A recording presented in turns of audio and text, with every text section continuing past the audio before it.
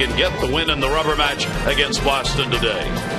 Hi, everybody. I'm Gary Thorne. We know many of you cheated last night and went to bed. Some of you were at the ballpark and you went home. Can't do those kind of things in baseball, you know. Why? Because there are guys out there who grind it out. And the guys came off the bench last night and did it. It was really amazing. The Orioles got help from places they didn't think it would come from. Salazar, the pinch hit home run, good for 3. For PA, 2 for 4, 2 RBIs. Marquez, the game-winning double. It was the greatest comeback in Oriole history. And, Jim, it was a night that goes in the record books. Well, it really was. And, you know, it kind of erases the 9 runs that Rich Hill, the Orioles starter, gave up. And the other bench that Dave Trembley was able to go to was that bullpen 5 2/3 innings. Mark Henderson pitched 3 of those, only gave up 1 run. That allowed him to stay in the ball game. And the one thing the Orioles do better than anybody else in the American League, hit with runners in scoring position. And we saw that in the 7th and 8th innings last night. Now, of course, what the beautiful game of baseball does to you, it brings you right back here at the yard, start all over again, and try and win another one. Yeah, and you have to do that against Josh Beckett. They're trying to win their 7th series when we talk about the Red Sox. And for the Orioles, they send out Brad Bergeson, who here loves the yard. He's 5-1 at home, and he's just pitched very well. So it's a rookie against a veteran. But I'll tell you what, there's no better starting pitcher for the Orioles than Brad Bergeson. All right, we are ready to go, and the Orioles with a victory will take the series. This is the final game of this homestand. Take your pick. What do you think? Attaboy, love ya.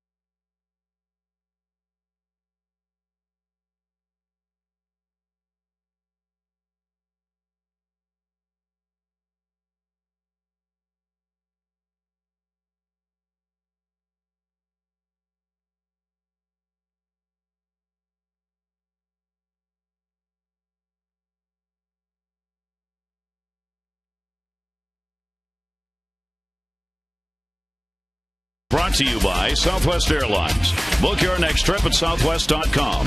And by Nike. It's about you. We were talking about the guys who came off the bench last night and got it done. I mean, it was a magnificent performance by players who entered the ballgame under different circumstances. Felix Pie, for one, he came in when Adam Jones got hurt. What does he do? He gets a triple his first time up RBI. Later, he gets a single in RBI. Throws Contreras out at the plate, keeping it at a 10-6 ballgame. Then there was Salazar. Salazar coming off the bench, pinch hitter. A 3-run home run in the 7th inning. Ty Wigginton, sac fly, 8th inning. It would make it a 1-run ball game. And then Nick Markakis, 0 for 7 against Papelbon. He gets the 2 RBI double in the 8th. And the Orioles come away with a historic win against the Red Sox last night. Pretty amazing. And I tell you what, the best game he's ever been involved, Dave Trembley. Terry Francona said, you know what? We just didn't have an answer in the 7th and the 8th. And that's very unusual for the best bullpen in baseball. And so it comes to a rubber match in this day game, and it is a partly cloudy day, some high clouds, but a beautiful summer afternoon here for this ball game as Brad Bergeson, 23-year-old right-hander, is ready to go. J.D. Drew back in the lineup, and he will take the pitch outside. Let's take a look at the PNC scouting report. He's on a 4-game win streak. Well, he loves the yard. He's 5-1 here, and then the Sox test. If you play in the American League, if you pitch in the American League, this is a pretty good team to test what you're really made of. Rookie pitcher, there are the numbers, just outstanding. Last year won 15 games at AA. Started the year at AAA Norfolk, and he's been in the big leagues and just been outstanding. And it's been outstanding because he can do that. He's got a changeup, doesn't throw it that often, and the slider has been getting better as he has been getting more starts. He is on a 7-game tear in which he has not lost. 4 wins, 3 no decisions over that time span. Pitch will miss outside, and the count will go to 2-2. He's coming off the victory over Washington, in which he gave up just 1 run on 4 hits over 6 innings. Only 3 runners reached second base in that ball game, his last start against the Nationals. Ground ball back to the mound, scoops it up, and there's the first out as J.D. Drew is retired. Let's take a look at the rest of the starting lineup, brought to you by Southwest Airlines. Pedroia, Youkilis, and Bay. Ortiz, Ellsbury, Kotsay, Veritek, and Green. Ellsbury 4 for 8 with a home run and 2 stolen bases in this series. Dustin Pedroia against Bergeson. Pedroia has had a 3 for 9 series, but has been even more active in it than that, in that he has gotten on base, scored some runs. He's had 2 walks, 4 RBIs, a couple of stolen bases in it. You know, he's been he's as usual fly in the ointment if you're on the other side. Zahn giving chase, will have no play. It's 84 degrees at game time, and as you can see, lots of sunshine. Good crowd on hand for the day game. A gentle breeze that won't affect anything, at least not right now, blowing a bit out towards center field to start the game. Yeah, one of those afternoons where it's very pleasant. It's not a high sky, so you're going to have some kind of contrast if you're an outfielder. You wouldn't think they'd lose any balls in the sun. Pedroia stands back in with a new bat and the 0-2 count. And a line shot up the middle for a base hit. Dustin Pedroia continues to be a real nemesis against the Orioles, but a lot of other teams are saying the same thing. Well, let's take a look at the Orioles defense. Reimold, pretty much a standard in left. PA in for Adam Jones. Markakis leading the American League with 8 assists. Out in right field, Wigington takes Moore's place. Andino, who has been playing Gold Glove shortstop caliber since Sturis went down with the appendectomy. Roberts up, that's the infield, and then the veteran Greg Zahn behind the plate. Bergeson will now work to Youkilis. He has upped his average to 5th best now in the American League. He's had a 4 for 10 in this series with a home run. By the way, for Dustin Pedroia, who's on at first base, this year he is now 13 for 28 against the Orioles. 0-1 count, 1 down. Youkilis on a check swing will just foul that one off and a quick 2-strike count. He didn't want to go after that, but couldn't pull the bat back. And already Brad Bergeson realizes that how good a hitter Pedroia is, because he made a good pitch. He had 2 strikes. He cut his swing down. The ball was running in on him. He just kind of got the bat head to it. That's how you lead the American League in hits, as he did last year. And then you got the Youkilis here, who can pretty much hit everything. You want to get ahead of him, which he's done. That one in the air off the end of the bat, center field. It's carrying. Look at that ball carry. Wow. PA went back. If that's any indication, fly balls today are going to send the outfielders back. Yeah, Brad Bergeson got it up a little bit, and we saw Youkilis. He almost homered on the first game here, which was Monday night. Adam Jones went over the center field fence, then hurt himself trying to go over the wall again. Caught the ball, but the impetus of him hitting the wall, the glove went over with the ball, and Youkilis got his base hit. So anything up, he gets in the air. And of course, Jason Bay would just take a base hit. Yep. But he can get the ball in the air with the best of them.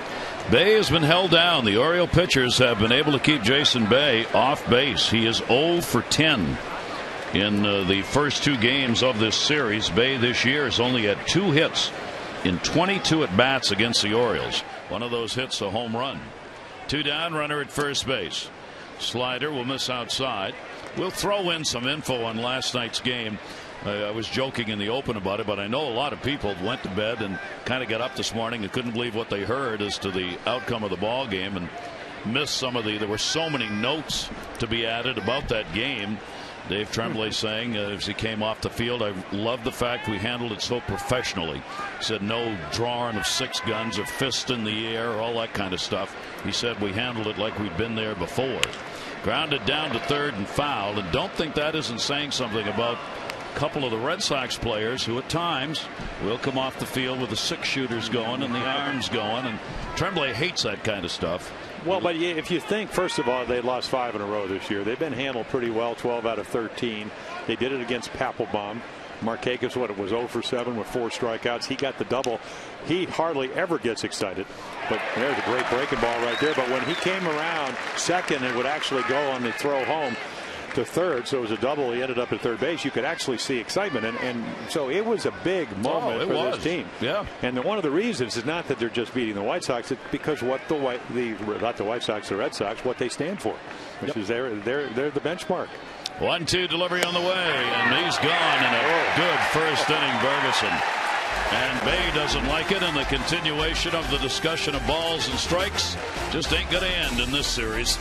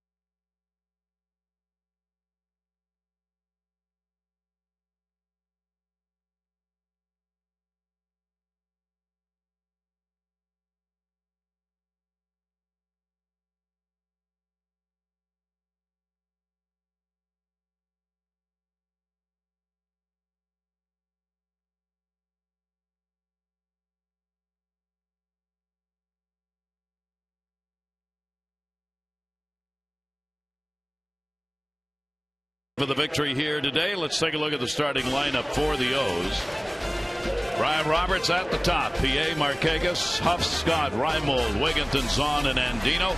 Luke Scott against Beckett. Big numbers.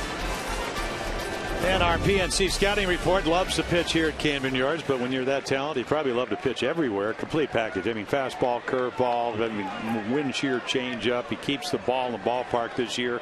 Only 7 home runs, first year in the American League. 3 years ago, he gave up over 36 home runs, I believe it was, and he's changed a lot of two-seam fastballs. He's been on a roll. Has not allowed an earned run in 5 of his last 7 starts, and that goes back to May 22nd. And since you go back to May 1st, his ERA is under 2 runs a game, so he can pitch when he gets into a groove, and that's what he's been in. Brian Roberts got out of his 0 for last night at a most opportune time. He had an 0 for 4 when he came up in the 8th inning and delivered an RBI single and would come around to score what proved to be the winning run in the ball game in that 8th inning. And a 3-0 count for Beckett. Beckett has walked 32 in the 98 innings. He is 6th in strikeouts per 9 innings at 8.6. Looking for his 99th career win. Here's the 3-0 delivery, and he's on 4 in a row out of the strike zone. How about that? A leadoff walk. So 16 straight scoreless. There's the walk that breaks that streak. He hadn't walked anybody in 3. Yeah, that's over 22 innings and 10 straight starts. Yeah, 22 innings. Now, the one thing you can do against Josh Beckett is run. And they're only 1 out of 9 when you try to attempt to steal. Brian Roberts has only I think 1 stolen base in his last 12 games, 15 on the year. So you would think the Orioles would like to take advantage of and make them aware. Base stealers are 8 out of 9 when running with Beckett on the mound. So let's see how the Orioles play this. Certainly the Red Sox came in intending to run and have against the Orioles. Felix P.A. with a 4-game hit streak. He is in for Adam Jones. Precautionary that Jones is not playing today. He's just sore.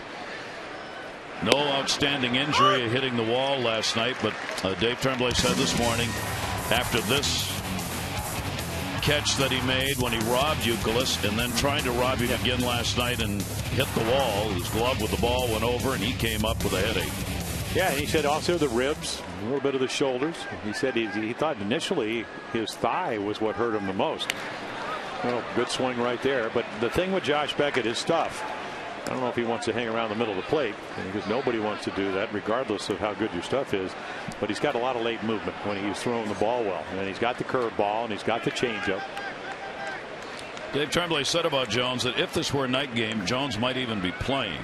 But he said because it's a day game, so close to the injury last night, the battering he took, just decided to keep him out and give him a day. He's available to play if needed. 0-2 count. Roberts at first base and a timeout taken at the plate. Yeah, one of the things you could do to try to control the running game, especially if you're from 6'4" to 6'5" like Josh, is you hold the ball, you pitch quickly, you throw more fastballs. But right there, he's just trying to maybe hope that Brian Roberts, who likes to get a running lead, check swing, just freeze him. Brian Roberts has jumped a couple of times over there as though he might take off, trying to extend his secondary lead. There are the numbers this season in stolen bases. Varitek has thrown out just 18%. So you got the numbers in favor of running with Beckett and Varitek. Varitek looking over into the dugout after every pitch to get the sign as to what they want Beckett to do as far as holding or throwing over. 0-2. There goes Roberts, breaking ball in the dirt. It's a stolen base. No chance for a throw on that one. Yeah, and Gary Tuck was saying as far as Varitek that there's probably been about 20 to 21, trying to maybe 22 now, and there's that jump, that running lead, and once you get that, there's no way to throw somebody out. So over 20 times he's just put it in his pocket, flipped it back to the pitcher. So Brian Roberts gets himself in scoring position, and now Felix P.A. will get a chance at an RBI. PA's only 2 for 21 with runners in scoring position. 1-2 delivery to him. That's going to be one. Base hit. Brian Roberts will easily score. PA takes a look. He's going to try for 2. Bad move. He is out.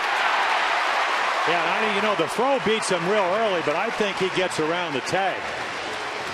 Pedroia makes a very nice dance. But again, I mean, you know, big article. Peter Schmuck in the Baltimore paper. You know, the Oriole base running is going to run him out of town. But to me, this is a calculated risk. Bay's got to go way to his left. The run's going to score to make it 1-0. But the throw's in front of you, so you can pick what type of the bag you want to go to. And let's see where he goes. Now, if he goes to the inside, and I don't know, I thought he was safe. I think it's a bad mistake. Yeah. You just don't do that. And that's the reason he's not playing every day. He has a great night like he did last night. He does great stuff. And then he comes out and it's like his baseball instincts just disappear. I mean, you got a chance to get to Josh Beckett. You don't take a chance on getting an out in the first inning on the bases. Here's Nick Markakis. And Nick will take the pitch, but an RBI picked up by Felix P.A., who continues to deliver in that department, and the Orioles get the early lead. That'll be his 8th run batted in. And 1 down on the takeout at second base. Markakis, the big hit last night. So he delivered the double, a looper out towards left. Jason Bay coming. And he's got it. Markakis out of there, and there are 2 down. Well, take a look at the Red Sox defense. We've seen Bay already with the assist, and Ellsbury in center. He can go get him. Drew made some nice plays on Monday around the infield. Youkilis has won Gold Glove across the diamond. He'll play third. Green's played well at short. Pedroia Gold Glover. Gotze also, he can play center. He can play first. And then the captain, Jason Varitek, doing the catching this afternoon. And here is Aubrey Huff. Aubrey's had a 1 for 8 in the first 2 games of this series and chases the Beckett heater. Aubrey with big numbers against Beckett, a home run and a .313 batting average lifetime off the Red Sox starter. Orioles have a number of players in the lineup like Roberts, Markakis, Huff, Scott, Wigginton all have exceptional lifetime career numbers against Josh Beckett. Beckett ahead of him, 0-2 and an off-speed breaking ball. Yeah, and a real good one. There you go. How about Melky Cabrera? Oof. And Cano, of course, those guys can. Cano flat out hit, almost won a batting title a couple of years ago. If you look at those numbers, and you can see 97 snapdragon curveball. Jeter, well, he hits everybody. Crawford. Yeah, the first 4 of the 5 are left-handed hitters. 1-2 delivery on the way. The lefties hit back at 253 this year. The right-handers 217. So pretty substantial difference overall. 239 against him. Yeah, a few more. One more home run, and there's that delivery. A big guy, and you know, again, one of those guys that tries to control the variables of really being prepared the day that he does pitch. Count will stay at 2 balls and 2 strikes. Orioles get on the board first here. Beckett already has 1 win against the Orioles this season, his 3rd start of the year. 4 runs, 6 hits, 6 innings. The Orioles got all their runs, 4 runs in the 5th inning of that ball game against him. So he's 1-0 this year, 5-2 lifetime against the Orioles. 2-2 delivery, breaking ball, nasty movement on it, but misses 3-2. Yeah, as good as he is, you want the pitch count to go up. You want to accelerate the rate of how many pitches you throw. We talked about how good he's been, and again, under 2 ERA since May 1st. And that's just his 7th start, so he's been on a roll. 3-2 delivery to Aubrey Huff. Breaking ball hit the short. He got jammed on that one. Green's got it. Scooped. Nice play by Kotze at first base. But the Orioles get on. They get a run on a hit, a walk, and a stolen base adding to it.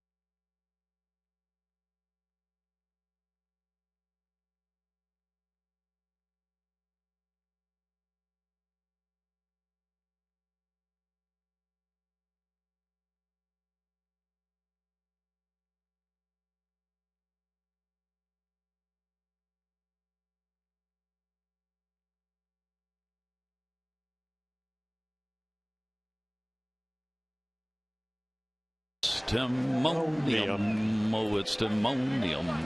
It was a long night last night. Actually, it was a very short night last night. It was. Therein lies the problem. Yes. David Ortiz. I liked it when you walked in and said, I don't know what I put in my suitcase, but I have no idea. The right things when we get to. I did pack, and when I open it, I'm going to have some surprises. A lot of things that aren't there. There are always stores. 1-0 delivery. Ortiz has had a 3 for 8, and he's continued his hit streak in this series. He's a +5 now during the 5-game hit streak, 6 out of 17 with a home run. Not on that one, and it's 1-2. Well, what I like about Brad Bergeson already, I mean, he's got a 1-0 lead. In the old days, you'd get, well, there's your 1 run, go get him. But he gets behind Ortiz, and then he comes back with a changeup. And if you show him you'll do that, doesn't mean you have to use it all the time. Trying to get in on him here, it doesn't get it in. And Ortiz has a pretty good swing, and Greg Zahn's going to say, hey, okay, come on, let's because part of getting the Red Sox out is getting ahead, and then you need to execute your pitches if you can. Ortiz with a very fine month of June. 320 and 7 home runs. Fastball inside. July 1, of course, on the holiday week. And we head into yet another month. The Orioles were 12 and 14 in the month of June. The Red Sox 18 and 8. Yeah, they didn't want that month then, nor did Ortiz. Nope. With the 7 of his 8 home runs in that month. 2-2 delivery to him. Breaking ball will miss down low. Ferguson goes full. 3-2. And what Big Papi and David Ortiz has done to the Orioles and to other teams is that when he is swinging well, and that's still to be determined, even though I guess June, 7 home runs, if you do that every month, one heck of a year, is that he really does take a lot of close pitches. And he's gone. He went around. And he's going to argue. Well, Chris Guccione has had 2 turn on him so far. Yeah, it all started with Here comes Francona. Yeah. Terry Francona coming out to protect David Ortiz and not have him thrown out. Yeah, and that call could have gone either way. It wasn't a definitive swing. But again, this crew has had 3 pretty tough games, and 2 at night and here in the daytime. So how far does the bat travel? And it doesn't really, I don't know. That's a real borderline pitch. But Bay got called on a pitch that was just a little outside, so I'm sure they think that Chris Guccione, his strike zone is pretty much the way Jerry Lane was, and then last night Tony Randazzo, not sparkling consistently with this crew so far. And here is Jacoby Ellsbury. Ellsbury's had a big series, 4 for 8 and a home run for him. Breaking ball will miss inside. Ellsbury coming off a 313 month of June in which he had 3 home runs, upping his average. And the pitch is in there for a strike. Now batting at 303 on the season. And he gets moved around in this order. I mean, he can be anywhere from 1st to 8 in the batting order. It just depends on how Terry Francona feels about the opposing pitcher and how he's hitting. That one to left field. Reimold into the sun. 2 down, and let's check in with Amber. Well, Gary, the Orioles got some tough news about Koji Uehara today. He had an MRA. That's when they inject dye into your elbow to take a look inside, and they found that he has a tear of his flexor tendon. It's just a small tear. Surgery is not required, but rest is required. So Koji will have to sit down and rest, not throw a ball for 3 to 5 weeks. Then he's expected to go on a throwing program for another 2 weeks. So it's estimated that he will not be available for about 8 weeks, at least 8 weeks. But he could be back before the end of the season, which is about 14 weeks long, Gary. That's going to be a tough loss, and Hernandez will be filling in as the starting pitcher. Ground ball out by Kotsay. Another good inning for Ferguson. The Orioles on top.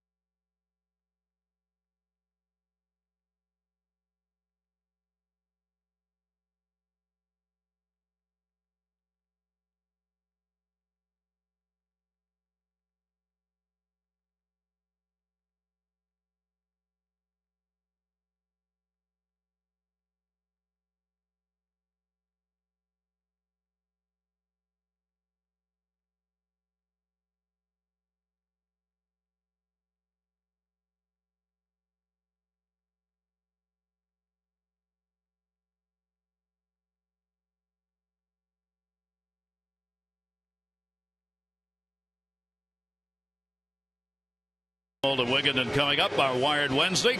And joining us from the bullpen is Alan Dunn. He is the bullpen coach, second full year here. He worked with Dave Trembley in the Cubs organization, 94 to 2002, as a pitching coordinator, also a bullpen coach. Alan, great to have you with us. How you doing? Hey, it's great to be here, guys. Alan, one of the things fans might be interested in, tell us a bit about the job that you do out there on a daily basis. Well, basically, it's when Dave or Cranny gives a call to the bullpen, give the information to the guys about who's going to be up. And those guys obviously know their routine, what they need to do to get ready. And that is a long fly check this ball one out. Deep left field. Get out of your seat. Goodbye. Home run. Luke Scott, his second career home run off Josh Beckett. And the Orioles have a 2-0 lead. Well, it's not like Beckett doesn't know that Scott can hit. He came in. You talked about the home run. Also 6 for 11. Make it 7 for 12. And this is his round rock swing. Wind used to blow out. Big ballpark down in Texas, outside of Austin. And he said that's where I learned to drive the ball to left center field. And boy, did he drive this ball. Alan, you all right out there? Oh, I'm fine. That was outstanding right there. You got out of the way, though, didn't you? I did. Okay. All right. Before you were so rudely interrupted, go ahead. As I say, basically giving guys information of who may be coming up, who they may be facing. And as I say, the guys know their routines. They know what they need to do to get ready to go win the ball game. Now, you have scouting reports, but you try to get them to kind of focus on the game and pay attention to what's going on, whether it's the size of the strike zone or the lack of the size, things like that. These guys are professionals, obviously, and I think that they know their roles when there's a possibility of going into the ball game. So I think they have their own way of getting ready, and basically we let them get themselves ready so they can go in and do the job that needs to be done. J.D. Drew will come in under this one and puts it away as Nolan Reimold is retired. One away here in the second inning. And I think another question is, a lot of times we see them during the games, but you have routines before the games with a lot of the bullpenners, especially the guys that are not pitching on a daily basis. Absolutely. And I think that's probably one of the key things, that daily work that you need to get in prior to the game, whether it be shadow work on your delivery or getting your long throw in or whatever it is. You have to get yourself physically and mentally prepared to go in and compete every night. Ty Wigginton, 9-game hit streak for him, and he will take that pitch for a ball. Alan, with Rick Kranitz away a bit of the week, you had a chance to step in and work as the pitching coach. You like doing that? How was it? Oh, it was great. Obviously, being in there under the circumstances, it was not. I didn't enjoy that, but getting back into the dugout, you get a whole different perspective of the game. And having not been in there in a while, it's definitely was good to get back and as I say, get that perspective of how the game's played between the lines. When the bullpen gets on a roll, and they've been on a roll, ERA a little bit over 1.3 runs a game the last 9 games. It's come down about a run over the last couple of months. Can you notice that people are a lot more confident out there? I think so. Really. I think it is getting comfortable in the role that you're in. I think we are almost out the halfway point. I think guys know now basically what role they're in, and I think that always helps. And I think pounding the strike zone is something that I feel like we've done a very good job of, especially the last couple of weeks of staying away from the base on ball and those guys just trusting their stuff. I think that's so important. We talked about game plans, but I think it's very important that guys pitch to what they do best, and I think that that's what the guys are doing a very good job of lately. Alan, last night the bullpen, 1 run, 5 2/3 innings, a big part of that historic win. It's one of those things where, as Dave alluded to last night, that's why it's so important to play all 27 outs. And, whether you come in with a 4-run lead or you're down 4 runs, I think your responsibility is to keep the team in the game. And it was a great example last night of Matty and Mark coming in to give the team a chance and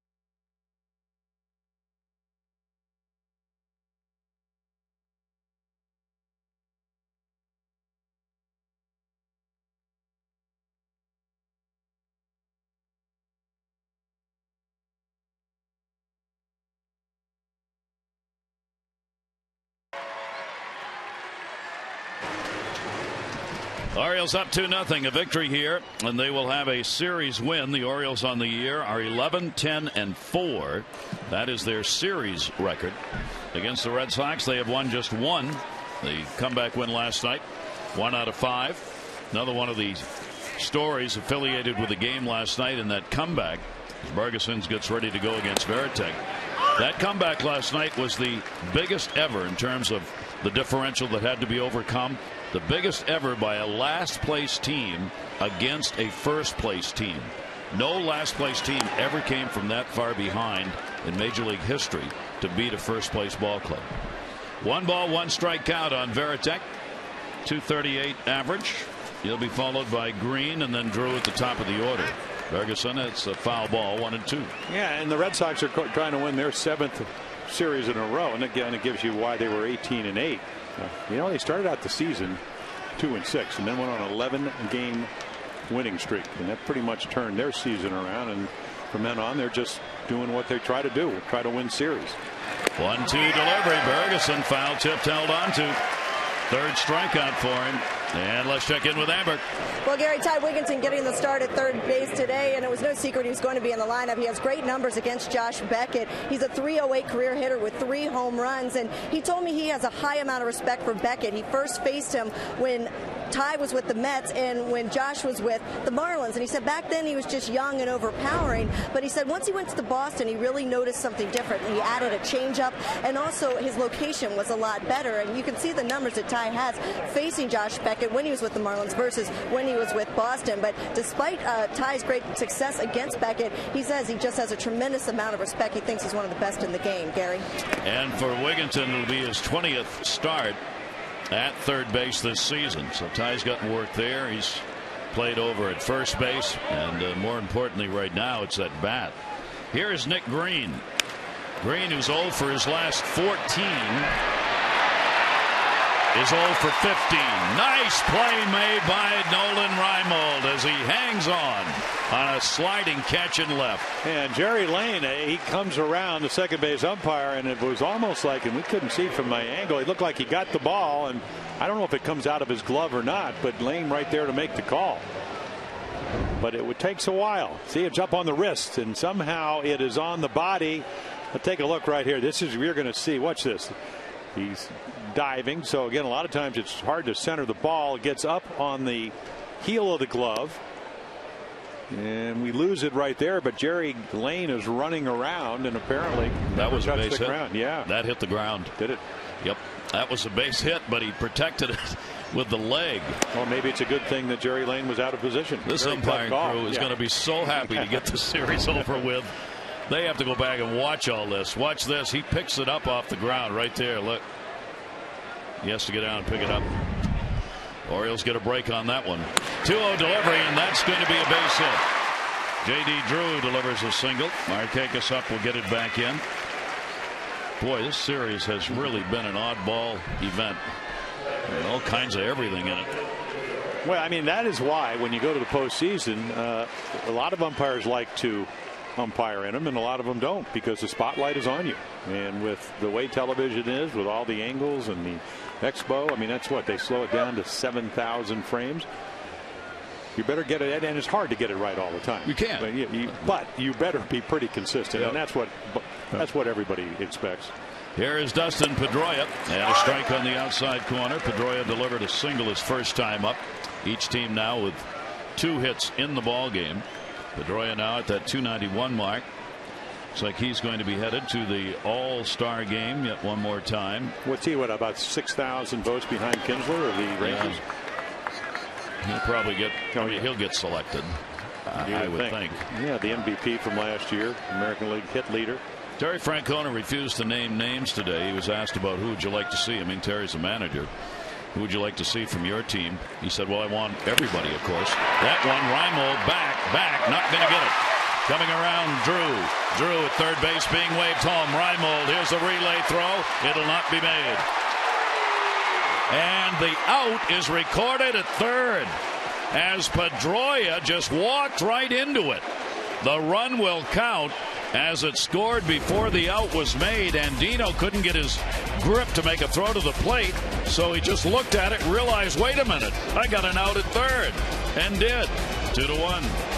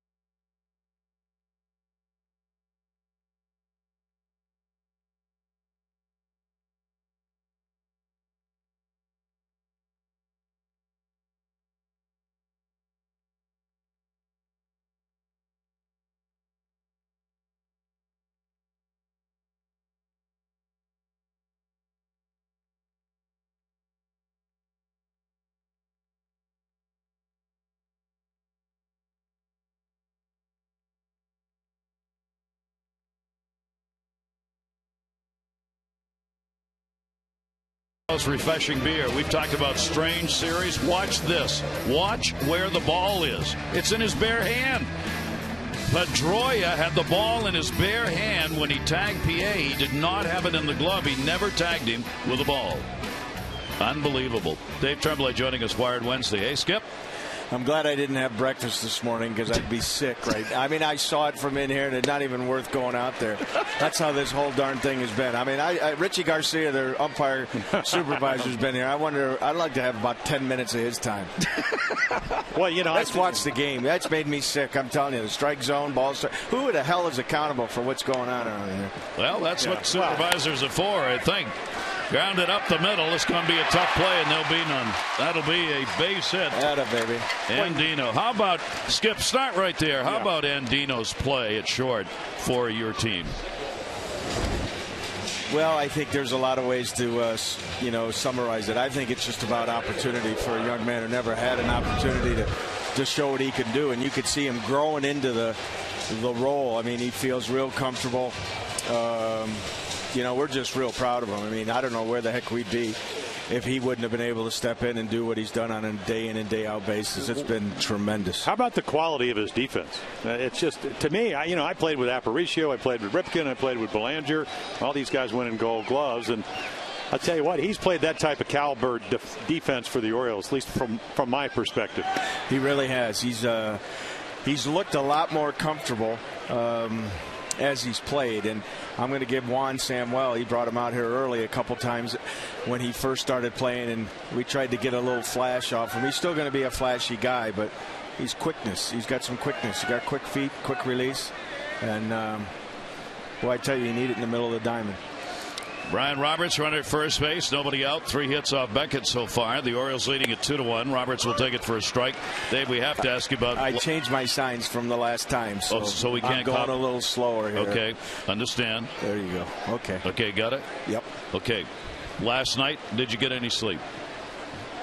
I woke up this morning. I got about 3 hours sleep, and I really and honestly, I'm not trying to overplay this thing. Did I dream it or did it really happen? It really happened. That fantastic. It was that kind of night. It was.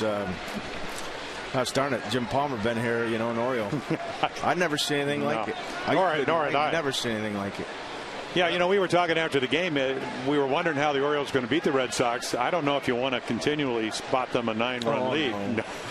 No. No. I'll be up there with you guys. No. Roberts will follow. Maybe. You never know, do you? Well, heck. All right, what are you thinking right here, Skip? Well, he's so darn quick to the plate. It's hard, you got B-Rob did a nice job. We gave B-Rob a green light on that one pitch, and he got out there and he got a big enough lead, and he saw a breaking ball. You're not going to steal. You're not going to steal off Beckett unless you know what pitch is coming. He's less than 1 to the plate. Yeah, the success rate is high, but they don't steal a lot. No. Which tells you something. It's more, hey, you know what, we're going to run on this pitch, and as Brian did, pick that big curveball, and that certainly helps. Tell us, PA thrown out trying to stretch into a double. I mean, there's been a little bit of continuum. I actually thought it was a pretty aggressive play because the play's in front of him. He can pick what side of the bag, but you do have the 3, 4, 5 hitters coming up behind him. The base running, I know it's been addressed. But you talked about the preparation of knowing the circumstances, the score, who the ball's hit to, and things like that. I know somebody said, well, that these base runners are going to run you out of town, but it's really up to the players, isn't it? Well, Joe Torre told me great when I took over. He said it's about accountability, and the accountability is on the player. Now, the responsibility, that's another story, because there's a lot of people who won't accept that responsibility, and we know where that goes, and that goes with me. Stay there. Oh, boy. Here's the throw coming across the diamond. It's cut off, and the Orioles have first and third with nobody out. Roberts, a base hit. That's okay right there because, the ball takes you to the line. You got a chance if you're a decent runner, and Andino's a decent runner. And what I like is when he hit the base and then he touched the base, then he picked up Juan. So that's fine right there. What you have to do is in the on-deck circle, just like you prepare yourself to hit, what am I going to do? Hit and run, move the guy over, what's this guy throw, etc. You got to play by the scoreboard, the score, the situation, number of outs, how important is my run, who's on deck, what are the arm strengths of the guys in the outfield. It's all about preparation, and that's an ongoing, everyday grind. Here's Felix P.A. He had a single 5-game hit streak for him now. Runners on at first and third. The Orioles already have 4 hits off Josh Beckett, who's 9-3, and who has beaten the Orioles once this season. P.A. 2 on, nobody out. Infield will stay back looking for 2, and he'll foul it away. Skip, we love to ask you the question of what's going through your mind right on the moment. Where are you at right now? Well, I'm going to give PA a chance maybe to hit the hole a little bit. If you want to pull the ball, this is the time to try and pull the ball. With Kotze holding the guy on, you got a hole over there. But, let's give PA credit. The last time there was a guy at second, and he knew that. And, they pitched him away. You got to take it where he pitches you. Beckett, the pitchers, let's give them credit. They know what the hitter's trying to do as well. All right, let's see what happens on the 0-1 delivery here. Roberts, the lead, not going. That'll be foul tipped into the mid. Skip, always great talking to you. We'll let you get back to managing here with nobody out in the inning. Appreciate it. Yeah, Thank I'll let you guys take care of the umpires from up there. Okay, we got them covered, Skip. All right, be good. 0-2 count here on PA. Well, after the game on Monday night, boy, he really cautiously watched his words in the post-game press conference. Well, he sure didn't flex them right here today. 0-2 count. On at third base, Andino. Roberts at first. PA has had 3 hits and 5 at bats now in this series. He's got a chance to increase the Oriole 1-run lead. Here's the 0-2 delivery, and that'll be inside. Good stop made by Varitek, who comes up looking, but nobody's running. But about the umpire, if you look at the Red Sox, tremendous organization, great pride. Recent World Series, 2004, 2007.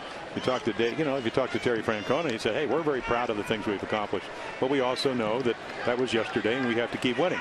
Dave Trembley, trying to get back to a winning thing. Umpires are the same way. You have to have pride. You have to work at your craft. And somebody has to make them accountable. And I think that's always been the question. And I'm sure that's what both managers are thinking. I'm thinking it up here. Well, one thing about it is nothing's changed in that regard for about 100 years. Here's the 1-2 count. And Beckett's delivery is a breaking ball. Whoa. Beckett's looking in like, you got to be kidding. Well, you try not to react when you just struck a guy out with runners at first and third. But again, this is a strike. It is just it's deplorable umpiring, and again you can see PA, he's trying to get time out. He put his hand up and didn't, and he took it. Boy, did he get a break. And the Orioles. Beckett really upset. Well, you try to strike a guy out. I mean, you're in a situation and you're trailing by a run. You need a strikeout, and you just got it, and the umpire doesn't call it. And that's what you have to do as keep your composure, the poise, and it's hard to do sometimes. And he did a pretty good job of it. Throws over, part of that throw over right there just to get his composure back, move the body, throw the baseball somewhere else besides the plate just to settle it back in again. Here's the delivery on the way, swung on, and he got him that time. So Beckett gets his first strikeout, one away here in the third inning. The Orioles will be returning to Camden Yards for the final time before the All-Star break. Friday, July 10, the Blue Jays will be in town. That night's going to be fireworks night. Dazzling fireworks display after the 7:05 game. Tickets start as low as $9. To get yours, call the Orioles 888-848-BIRD or go to Orioles.com. Right now in the Eastern Division, the only team struggling at the moment really is Toronto. They've lost 4 in a row. They've only won 4 of their last 10. Everybody else is 500 or better in the division. New York's won 6 in a row. Tampa Bay's won 7 in a row. Red Sox have won 7 out of 10. The Orioles 5-5 in their last 10. And that is taken by Markakis. You look at the American League East in June, big numbers. I mean, those are solid up and down. The Orioles in Toronto 12-14, and even that 2 under. Not all that bad. It's just in this division, you got to be so much better. And of course, that's an interleague month, or partially. Well, the East rolling. 0-1 count, Markakis. And off the fist outside of third base, and no play. And you saw Varitek move early and just put that glove up and in. The one thing, and when you look at Josh Beckett, we talked about the ERA of under 2 runs a game since May 1st. Early on, I watched some of his games, and it looked to me he wasn't pitching in as much. So it was away, and hitters would adjust to it. You'd get to see the videos. But since May 1st, I think he's aware that he's got to pitch to both sides of the plate, and that's what he tried to do to Markakis. And now again, exactly where you want to be. Strikeout guy, as you mentioned, almost 9 every 9 innings. Fastball will miss outside. 1 ball, 2 strike count.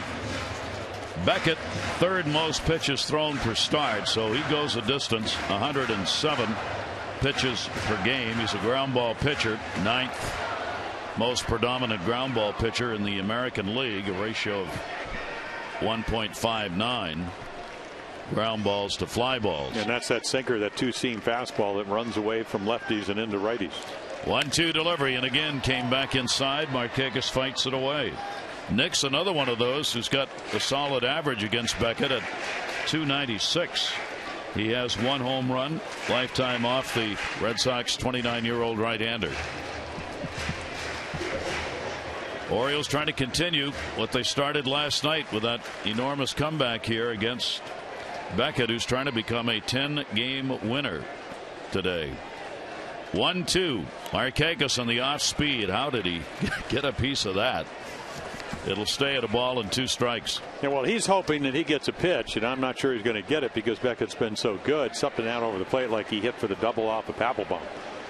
But again, with Josh Beckett, the minute you get to 2 strikes, it could be a changeup, it could be that snapdragon curveball, it can be a 4-seamer up and in or a 2-seamer down and away.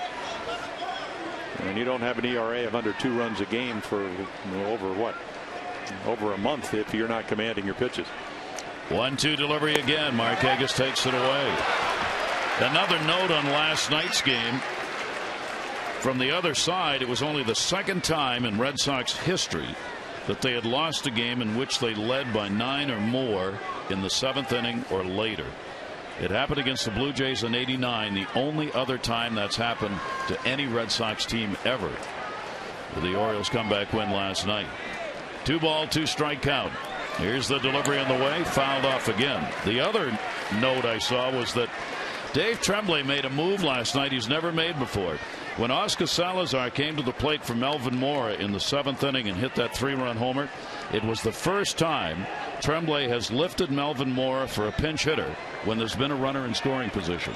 He'd never done that before because Melvin's always had very good numbers with runners in scoring position. And the same this year. Yep. But he pushed the right button and got a pinch hit homer. What an at-bat. Nick Markakis has got a base hit and an RBI.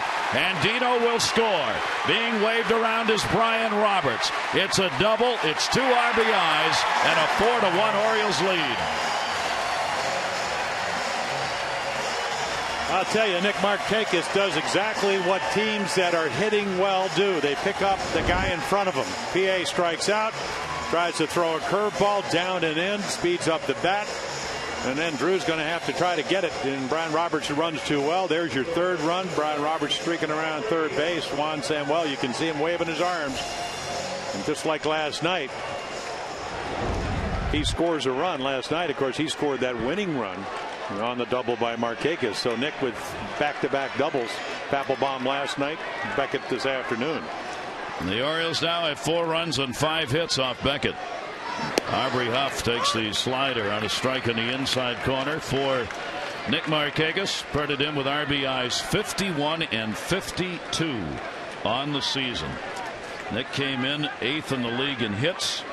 He's got the 8th best batting average at home. And he delivers again. And the Orioles get to Beckett for a 4-1 edge here in the 3rd inning. Aubrey Huff will take that one for a strike, and it's 0-2. Runners in scoring position for the Orioles. There they are, 2 for 3. Well, that's what they do so well. I mean, the Orioles came in, and I imagine they're the best in the American League at 298 with runners in scoring position. I know last year the Twins hit over 300. Orioles hit, what, 287. So they've had back-to-back good years getting them in. Way inside. And the count will go to a ball and 2 strikes. Orioles continue to be outstanding at home. Their .303 batting average at home compared to .238 on the road continues to be the largest differential in the American League. Here at Camden Yards, though, they have put up some numbers. 1-2 delivery. That's just inside as Beckett trying to sneak that fastball in on him, and the count goes to 2-2 on Huff. Toronto's jumped out to an early 2-0 lead again against Tampa Bay. There you see the averages with runners in scoring position. The top 2 teams are right here. Runner off second, Markakis. 2-2 delivery.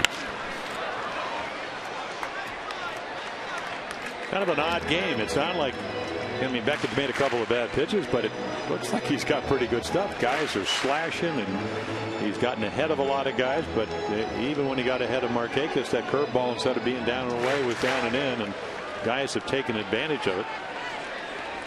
The Red Sox coming into this ball game on the season series and outscored the Orioles 44-25, even with last night. 2-2 delivery on the way, and a ground ball to first base. Kotsay, Beckett will cover. Almost waited a little too long. Had no room. Runner moves up. It was almost a baton exchange. He waited till he's, what, about a step from the bag? Ball hit very sharply. And Kotsay, you know, he can play everywhere and plays it well. And right here he's going to take yep, there we go. Now, I don't know if John Farrell's seen something here that he didn't like, or just wants to talk about Scott, who hit the home run off Beckett. But here's the Red Sox pitching coach. Well, he's 7 for 12 with 2 home runs. So I think right here is, again, you're the veteran. Who do you want to pitch to? And I would think that you just would automatically, we're already 4-1. I know your pride says, hey, I can get Scott out, but the numbers indicate otherwise.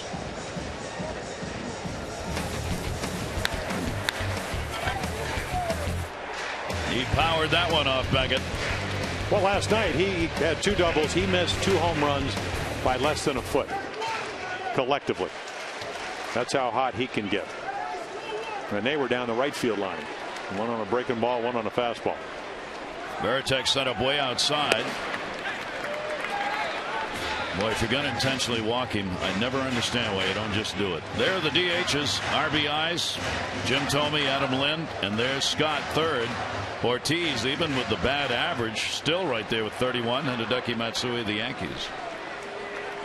Here's the 1-0 delivery. Luke Scott will take it. It is inside, and the count goes to 2-0. Runner at third, 2 down. Red Sox have put the shift on Luke Scott, moving the shortstop Green over to the other side of the bag. Well, barring injury, I would be surprised if he doesn't hit more home runs. I mean, to me, other than some of the new guys, he's healthy. He has really swung the bat with so much more authority. He's hit left-handed, hitting more balls and driving them to left field. Beckett just working around him there. Looks like it's going to be the unintentional, intentional. Now it's going to be intentional. So Scott is on, and that will bring up the ever quiet but always surging Nolan Reimold. Continue to marvel at the numbers he puts up and how the attention always ends up somewhere else. Which is probably a good thing. I mean, that initially he was down the lineup, and then when Melvin Morris struggled with the power numbers, they moved him up from 7th to 5th. But it doesn't seem like he changes anything. I mean, this is a great test for him. I mean, you got a really tough right-hander. You know, gets righties out better than lefties. You know, it's a strike. Big guy, power stuff, power breaking ball. Got a changeup to back it up. Doesn't throw his changeup, throws it more to lefties. Reimold is 4 for 10 in this series, closing in on the 300 mark. He leads in all the Triple Crown categories for rookies. Average, home runs, and RBIs. He's number 1 among rookies. 0-1 count. Runners off first and third base. Reimold on a check swing away. And that's the kind of pitch Dave Trembley loves to talk about. And you see, look at this, Beckett and the home plate umpire. Beckett, Chris Guccione, he asked him like 3 times, where was it? And then he started motioning with his glove. Was it away? I mean, that's... Well, normally Guccione actually tells you, he'll see his hand. He'll go, hey, outside or low or whatever. He may not be right, but he's at least telling you what he's calling. And there's the off-speed delivery and a 1-ball, 2-strike count. But things that go unnoticed. After the Orioles come back with the 5 runs in the 8th inning, Reimold ends the inning off a Papelbon and just missed a 3-run home run. A high slider. He hit it down the left field line that they caught. But again, you like the way he attacks the hanging breaking ball. Even that swing, he swung through it. But it was a swing with authority. 1-2 delivery. That's what we were talking about. That's the pitch. Dave Tremblay says he has, for a youngster, he has such great patience and knowledge of the strike zone that he does not go after these very difficult pitches to lay off, especially against a guy like Beckett. Takes the count to 2-2. He had a 3-hit ball game last night, 3rd one he's had this year. 2-2 delivery, even further outside, and the count goes to 3-2. Well, which Red Sox? They both play the same position. Does he remind you of a little bit? He reminds me of a young Jason Bay. They stand similar, a little bit open stance. They look a little bit alike. They both play left field. They both can hit for power. Pretty good guy to be compared to. 3-2 delivery. Reimold, he'll pop that one up right field. Not seen initially by Drew, but he finds it and puts it away. The Orioles will get a run. 3 hits, leave 2 on base. Will they increase the lead to 4-1?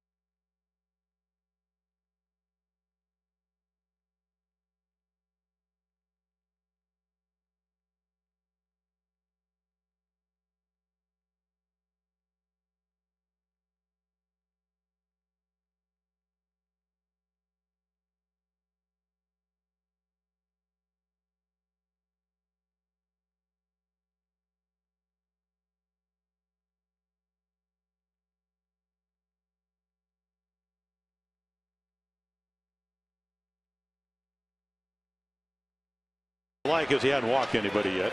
You know, Josh Beckett, he can't sit down. He's steaming. Well, yeah, you know, 19, 10, 37 pitches the last inning. And Again, here's your test. We talked about a Sox test. You got him out the first time, only the single and the double last inning in the third.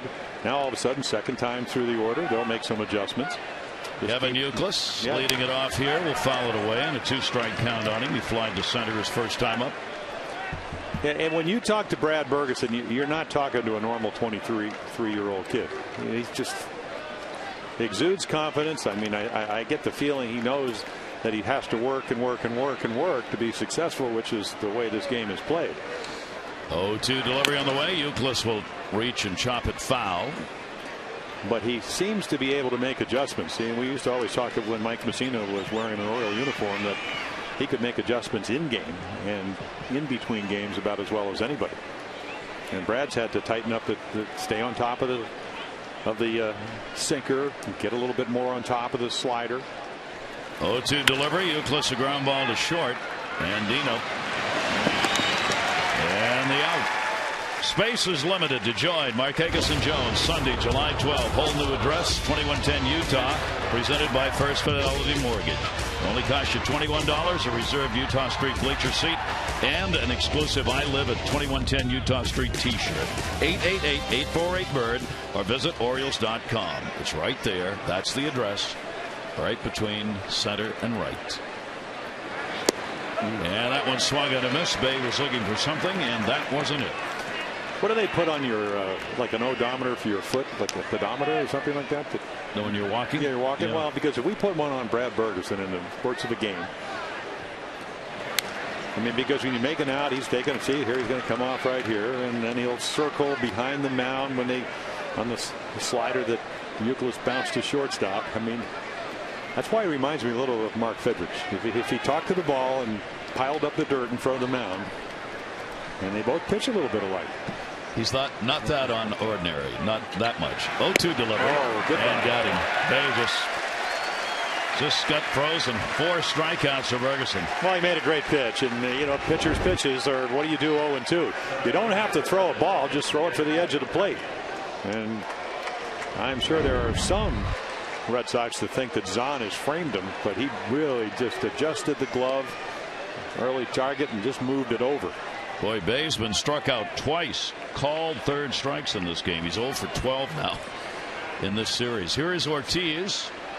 Big Poppy hitting at 224, 2 down, nobody on. Bergeson got him on a swinging strike.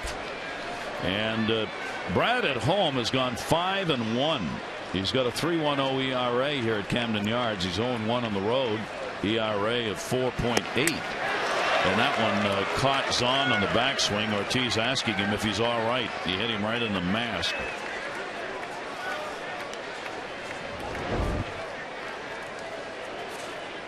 No, that's why you wear that helmet. Still hurts though. Can't get far enough away. 1-1 outside corner strike. Yeah, the big task obviously for the Orioles is to win today, and great home record, batting average much better, ERA 6.02 on the road, 4.29 at home. That's certainly workable, especially with the kind of offense. Just got to pitch better and hit better when they get on the road trip. Ortiz will take it. 52 pitches have been thrown now by Bergeson. 37 strikes and 15 out of the strike zone. So he's bringing them in. A 2-ball, 2-strike count. Big Poppy with 2 down here in the 4th inning. Orioles leading at 4-1. Towering pop up shallow center. PA coming. And he's got it. And a 1-2-3 inning. Well, Brad Bergeson continues to be pretty impressive. Orioles up by 3.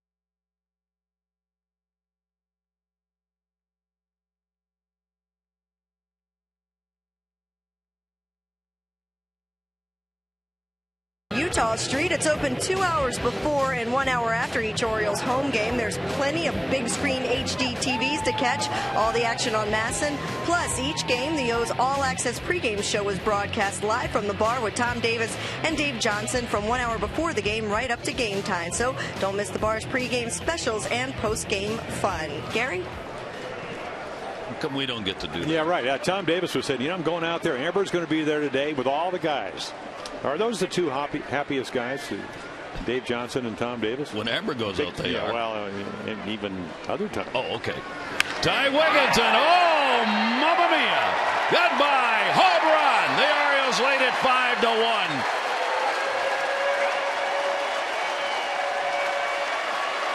Well, we showed you the numbers, 8 for 25, so Dave Trembley, no problem. Mora hadn't hit a home run in close to 160 at-bats. Wigginton, number 6 on the year, already with 3. And this ball, no doubt about it. I mean, this ball is crunched. There's your expo. And that's a bad sound if you're pitching. Great sound if you're hitting. Wigginton is just so hot. Josh Beckett on a swinging strike on Zahn. So Beckett has given up 2 home runs in the ball game. Luke Scott has his 15th. Ty Wigginton had his 6th. The Orioles now have a 5-1 lead. 5 runs, 6 hits off Josh Beckett. Zahn will take the off-speed slider that will miss inside. 1-1. 2 home runs in a ball game for Beckett has happened only once before. It was against the Yankees in his 4th start. I'm talking about this year. And he gave up 2 to the Yankees. And the other ones, it's been 1 or none in the other 14 starts that he had made. He's given up 2 to the Orioles. And the bullpen with Daniel Bard up. Here's the 1-2 delivery on the way. Swung on and missed. Scotty. So Beckett will get just his 2nd strikeout, averaging 8.5 per 9 innings. Well, again, for him to be successful, and this is what he has done since May, is just get the ball down in the strike zone. And he takes a little bit off, sinks it, and Zahn over it. There was questionable 2nd strike, and Greg Zahn didn't even look back at the umpire because he likes the scoreboard, and he is not going to get Chris Guccione upset the way his pitcher's pitching. And Dino will take it for a strike. Keep in mind the Orioles are doing this against Beckett, who came in with a .38 ERA in his last 7 starts. 0-1 delivery. Elias Sports Bureau saying the last pitcher to have a ERA like that over a 7-start span was John Tudor, pitching against the Phillies, 88 through 90 against opponents in the National League. Here's the 1-1 delivery on the way, and that is a strike taken, off-speed pitch, and the count will go to 1-2. Yeah, you were talking about Tudor comparing him to John Lester. Yeah. The other night. Yeah. John Tudor all of a sudden is back. He's going to show up at the All-Star game in St. Louis. He breaks very few appearances, but I guess he's decided it's time. Great pitch. And Dino goes 2 down. Well, he had an exceptional year. I remember doing the World Series in '85, and I think he went 21-5 and great postseason. Here's the breaking ball that we talked about. So getting command, I don't know if it's too late, but again, if you are a Josh Beckett type, you don't like to give up 5 runs, and you're not going to try to give up any more, and you're hoping that somehow your team can solve Brad Bergeson or the bullpen down the road. It's just that's your competitive nature. Top of the order again, Brian Roberts. He has scored twice in the ball game. Walked in the 1st, singled in the 3rd. Felix PA an RBI, Marquez 2 RBIs, Scott and Reimold home run RBIs. The other side of it, RBI by Pedroia in the 3rd inning. 5-6-0 for the Orioles, 1-3-0 for the Red Sox. That one in the air to center field. Ellsbury started back, comes back in, puts it away. 1 run, 1 hit, no errors, nobody left. Ty Wigginton, 1 swing, and hit a ball about as hard as you can hit one as he launched this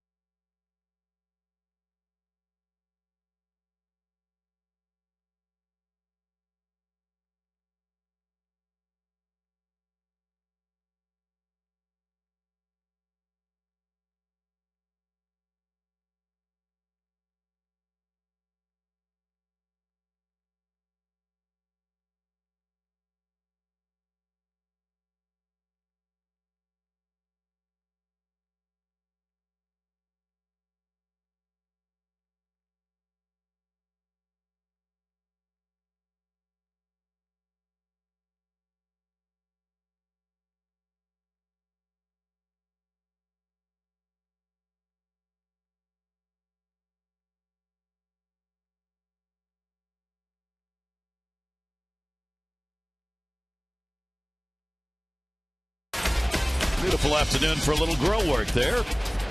Great to have you with us. Tempted bunt will be fouled off by Jacoby Ellsbury. Jim Palmer and Amber Theo Harris. I'm Gary Thorne. The Orioles trying to take this series from the Red Sox if they can get the win here today. Right now lead at 5-1 as we were in the top half of the 5th inning. The last time the Orioles were able to pick one up, they got a series win last season. Only one. That ball to first, backhand knocked down. Huff the throw and got him. Nice play, both ends. Yeah, you better hurry with Ellsbury running, and that's exactly what the Orioles do. You're playing in because of his ability to bunt. So right here again, an underrated first baseman. Snap throw. Bergeson gets there in time. Now this is the key to the play. Number one, you got to knock it down, and then your pitcher has to get there in a hurry so he can find the base, which he does, just barely. And Ellsbury wondering if he did get the base. The footwork, again, not dancing of the star quality, but it works. You're a tough judge. No, I would have given him a what? Well, I would give him a 10 because he got him out. Good. Good. It's the results. Yes, that's right. I'm a result guy. It's the results that matter. Right. It's not the results, it's the process. Okay. Kotsay. And he takes it outside for a ball. I read that somewhere, by the way. Did you? No. Literature? No. I think it was actually Tony La Russa talking about Albert Pujols, who had his 29th and 30 home runs last night, even though the Cardinals lost. It's the results. That's a strike in the inside corner. Mark Kotsay 2-1, grounding out his first time up. Kotsay getting the start at first base. Terry Francona and Jeff Bailey, who just got called up yesterday, in there last night with a lefty on. Fouled away, and a 2-ball, 2-strike count. Yeah, you don't want to be a worm in front of home plate the way Brad Bergeson is throwing that sinker, because you're either going to get a concussion from all those ground balls. I tell you what, the sinker's back. And he has kept the ball down at least through 4 in the 3rd innings. And he doesn't walk anybody, even last year. 2-2 delivery. The amazing thing last year, and he's never going to be a guy that's going to light up the radar gun. You could see at 91 miles per hour, but had 27 walks in 148 innings. And this year, about a hit an inning, as he did in Double-A last year when he went 15-6. This year, 19 walks and what, now close to 90 innings. Little souvenir down the line for Bergeson, who has struck out 4 in this ball game. He's had as many as 6. Came against Seattle. He got 5 in his last outing against Washington, and very few walks. 2 in the last game, none against Philly the game before, 2 against Atlanta game before that. Most he's walked at a game is 4, and that has happened only once, and that came against the Yankees. 2-ball, 2-strike count, 1 down. Kotsay. Red Sox, who are 5-3 on the road trip, wrap it up, have a day off tomorrow, and then they take on Seattle in Boston. 2-2 delivery, and got him perfectly placed on the outside corner. 5 strikeouts. It's kind of interesting the way Greg Zani actually sets up just off the outside corner, and then what's this backdoor breaking ball? And if you're Chris Guccione, he's missed a couple of pitches. He's got people talking to him, not the Orioles as much as the Red Sox. But that was the perfect executed pitch. Here is Veritek coming up. And I think for pitchers that want to be successful, even though the scoreboard's 5-1, you take every batter one at a time, and you don't look ahead, you don't project. And even when you're in the middle of an inning, you understand that this is as important as anybody you've gotten out all afternoon. Veritek ground ball to second base. It'll be played by Roberts. 11 pitches, 3 outs. Then he has retired. The last 6 faced. The Orioles lead.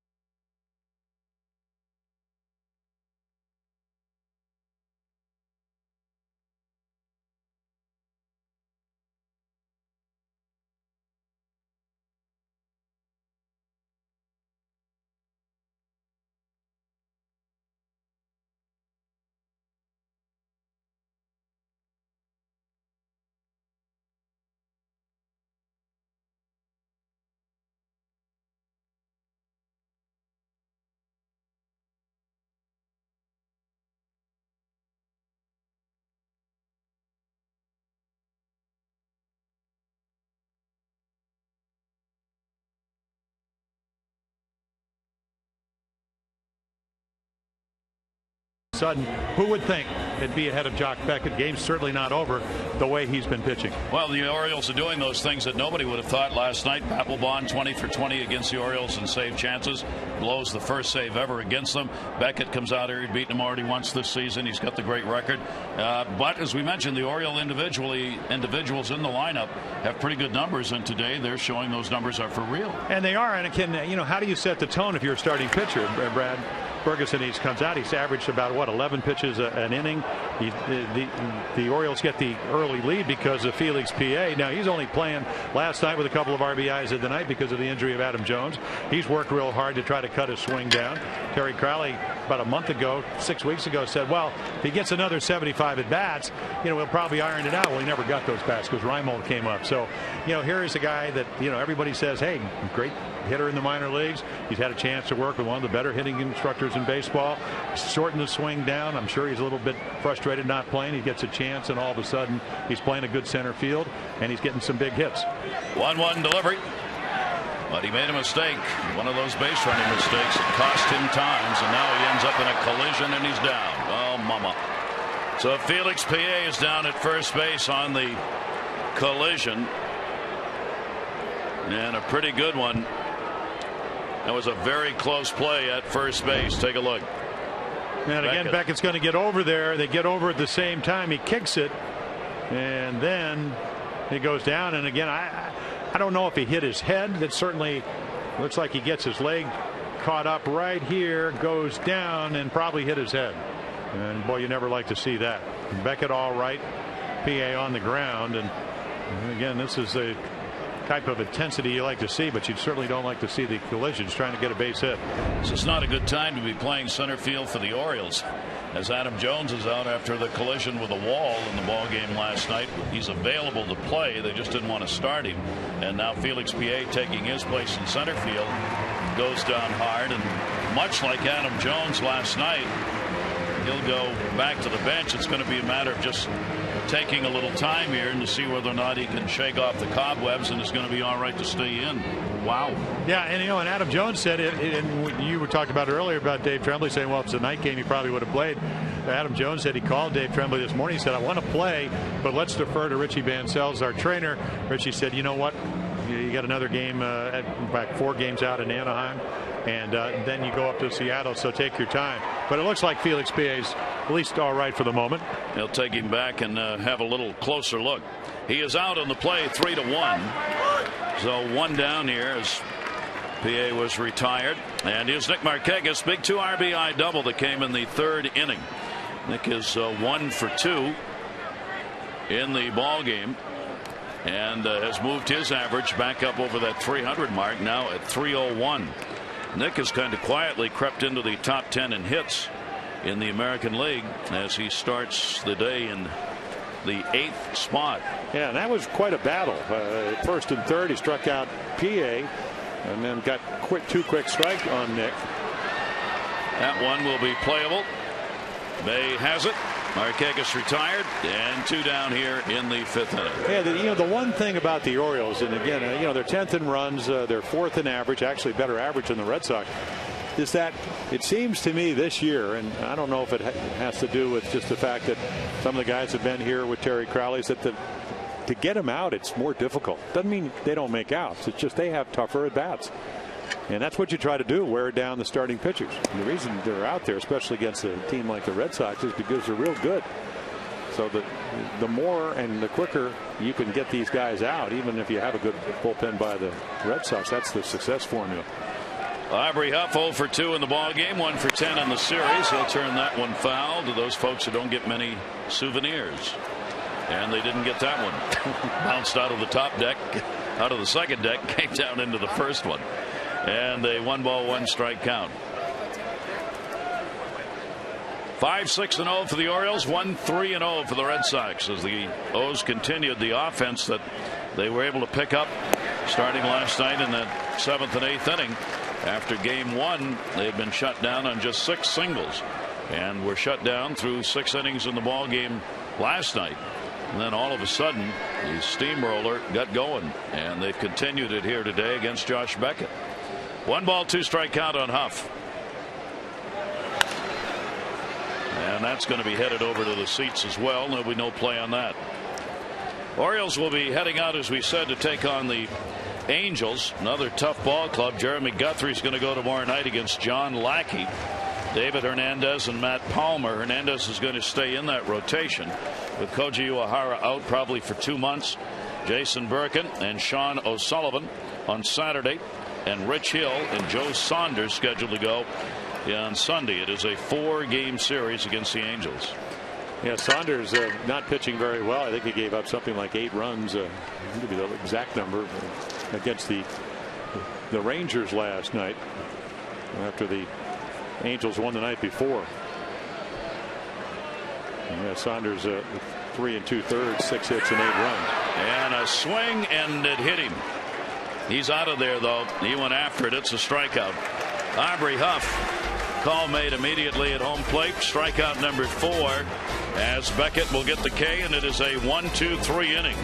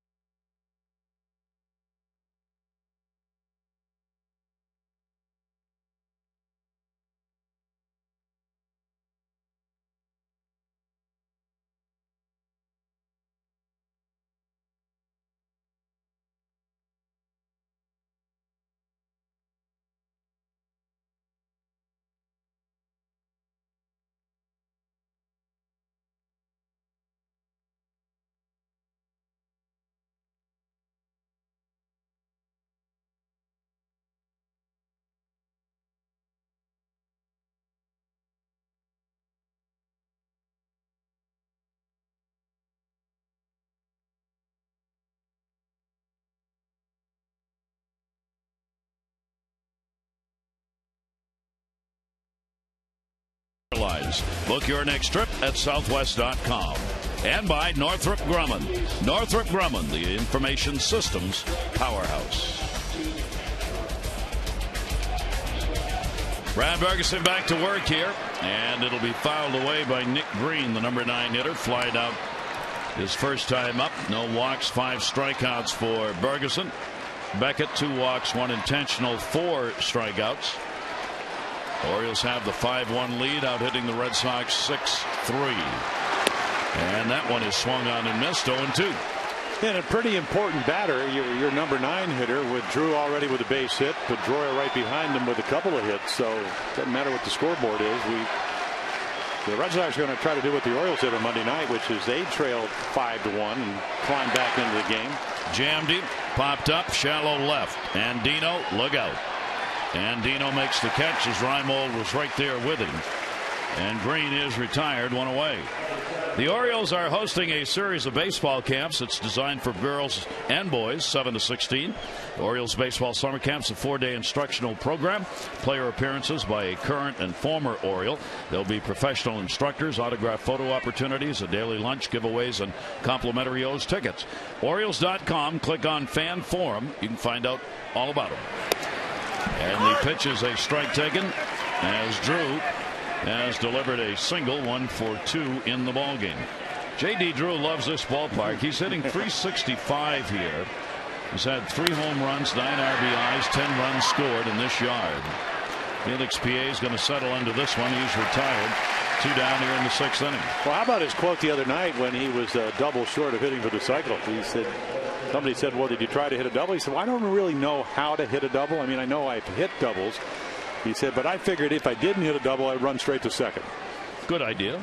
If you're going to go for the cycle, yeah, just head right out there. Regardless of what it is. Why go to first? Ground out to first and run right to second. Right to second base. Just go cross it right straight out. Which is about as much as you're ever going to get J.D. Drew to say.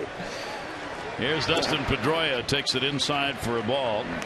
Pedroia's had a double and a single, 5 hits in 11 at bats in this series. He got the RBI, the only one on the board for the Red Sox in the 3rd inning, bringing in Drew ahead of him.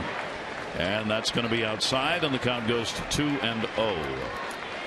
Other notes on last night's ball game 1, the Red Sox bullpen. They came in and gave up 10 runs over 4 innings. They had the best ERA at 2.89 coming in. They're now second. Their ERA for the bullpen went from 2.89 to 3.24 in 1 game. That'll do it. That'll do it. When the Orioles gave up the 30 runs a couple of years ago, they went from 6th, and that's in August 22nd, went from 6th to 9th in 1 day, because it was a doubleheader. They gave up, I think, 9 in a second. So 39 runs. They went from 6th in ERA to 9th in 1 day, with pretty much every 5 months of the season. That's hard to do. So you certainly were halfway point here. Ooh. And it's a 3-ball, 2-strike count. He's got to swing a little harder, right? That's all Dustin has to do. Just air it out a little more. I think he thinks he's about 6'5". Looks like maybe a right-handed version of Adam Dunn. Almost at the warehouse on Sunday here when the Nationals were in. Pedroia, he is something. Well, you know, it's funny, the athlete's performance. Brian Roberts goes out there. A lot of the players go. I guess Brady Quinn, the quarterback in the NFL, big guy. He said, "Come on, let's play ping pong. I'm going to hit you in the head, right in the forehead with the ball." That one in the air to Nick Markakis, and he did, and he's out. That's 3 consecutive innings in which Ferguson has retired the side in order. 5-1-0s.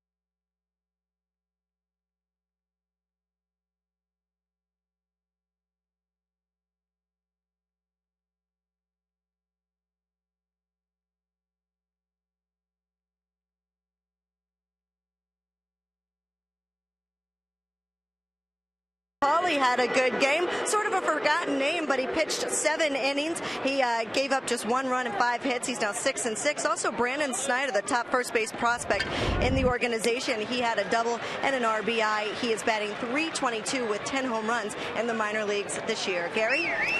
Is Amber over there in the warehouse at the Did she sound happy?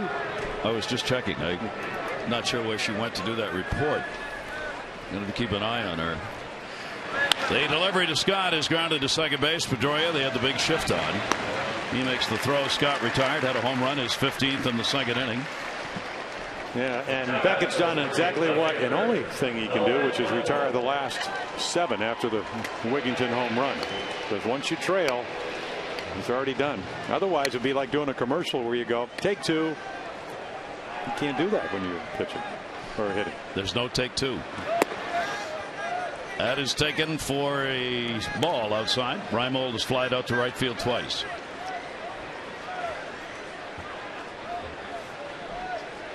Beckett gets the pop up. Left center fielder Ellsbury. He's got it. 2 down. Well, here we go. The Exmo right here, and first time up, he'll get the ground ball, even though the ball was up in the strike zone. And then the next time, no ground ball. Souvenir time. A loud home run. 392 feet they measured it at. Came on the 1-0 pitch. His 6th of the year. And 4th lifetime off of Josh Beckett, who will.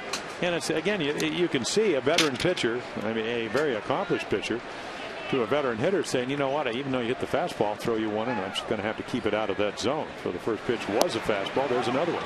It's going to be tough to keep Wigginton out of this lineup if he continues the way he's going. I mean, he's got a 10-game hit streak now. The longest of his career is 15. Boy, he had 23 home runs last year, and early on struggled. It almost like he was trying to do too much. And Green's got the ground ball at short, and a 1-2-3 inning. So that's going to be the second 1-2-3 inning in a row for Beckett. The Orioles leading it by 4.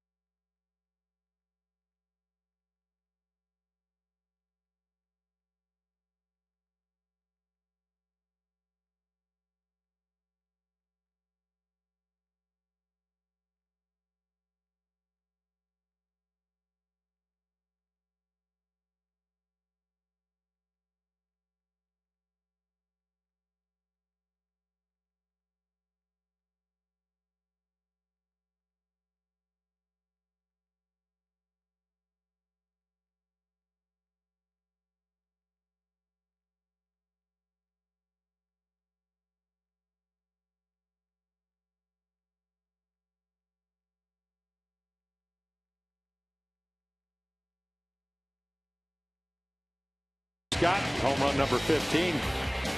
Deep left center field off Josh Beckett, and then Wigginton already with 3 lifetime home runs makes it 4 as the Orioles go up 5-1 off Josh Beckett, who had been on one of those absolute rolls. Breaking ball is in there for a strike. Kevin Youkilis. Youkilis 0 for 2. He is fly down and grounded out. A lot of Red Sox fans have been here for all 3 games. So there's been competition in the stands and on the field. As usual, 31,900 plus here for the ball game last night. 36,500 plus for game 1. Brad Bergeson's 1-1 delivery. Had movement, put it in on the inside corner to Youkilis. 7th inning. Orioles have a 5-1 lead, looking to win this one and take 2 out of 3 and make it 2 in a row against the Sox. Youkilis down to first and foul. Yeah, and he does lead the American League in on base percentage by a pretty good margin. The unlikely next guy is Ben Zobrist. MVP. What a story, yeah. MVP Ben Zobrist. Home run leader Ben Zobrist. Of the Rays. Of the Rays. He was tied with 8 with the home run lead in June. Well, he's leading the league in slugging. And that just missed 1 and 2. Well, and that's why Kevin Youkilis can walk with the best of them, and he knows the strike zone. Hopes the umpire knows it as well as he does. 2-2 delivery on the way. Youkilis will lift that one to center field. PA going back. PA's on the charge, and he's got it. Yeah, he can get going. And he gets a great jump, and he's about a step to left center field, so he's got to go a long way for this ball. Of course, Youkilis has been wearing out center field. Adam Jones took a home run away, left center last night for a home run, and this one he drives to deep right center. Earlier on, made PA go back all the way to the warning track. So maybe the ball not carrying quite as well but he runs it down with ease. 8 outs recorded in the air off Ferguson in this game. And there's the chopper foul by Jason Bay, who can't wait to get out of here.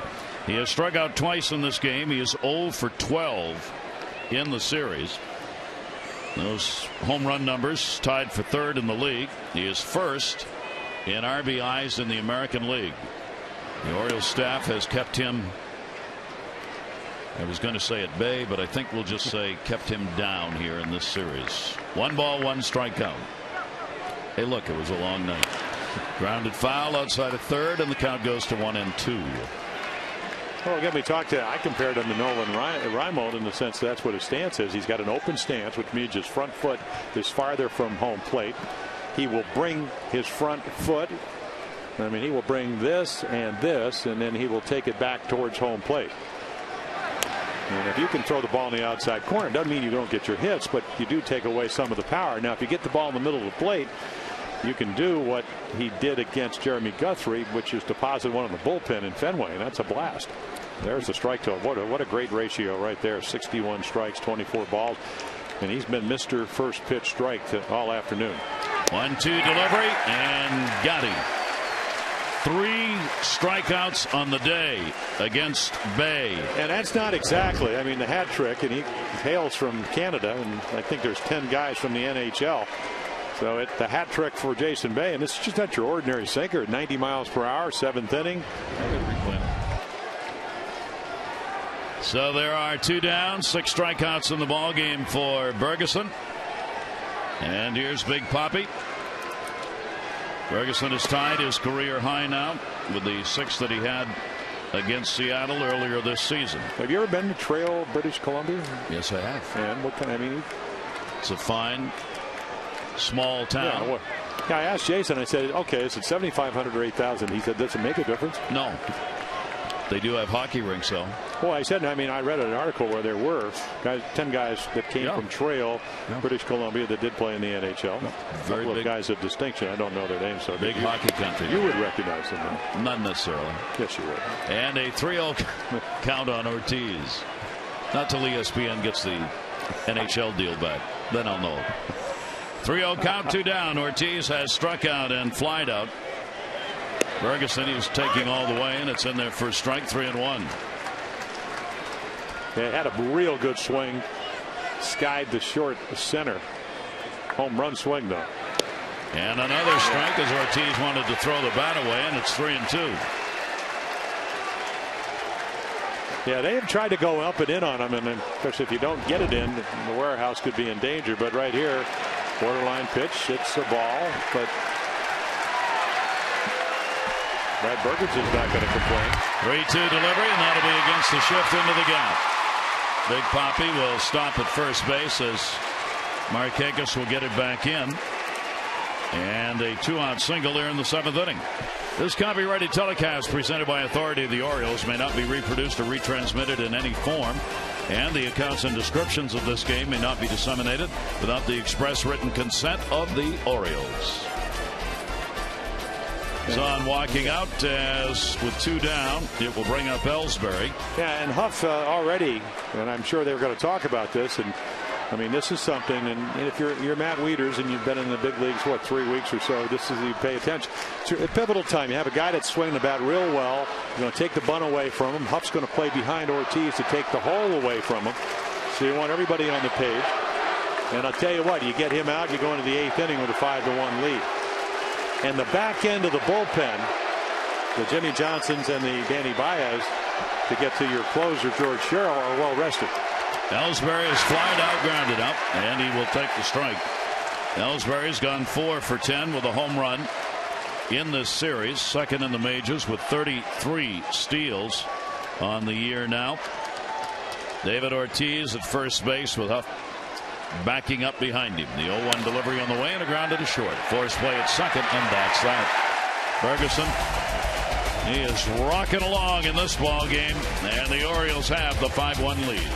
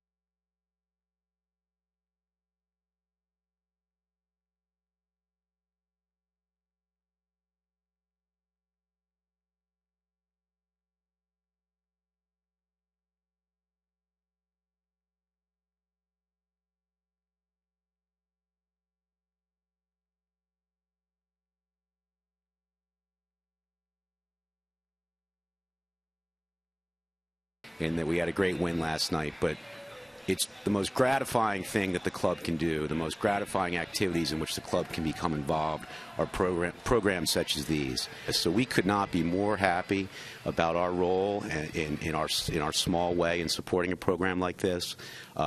Nothing really rallies this organization together from ownership to staff than to be able to come together and support activities like this. The Orioles have provided more than 5,000 complimentary tickets to the city schools. There will be some 14,000 students at 84 of the public elementary and middle schools in a summer learning program for math, reading, science, and social skills.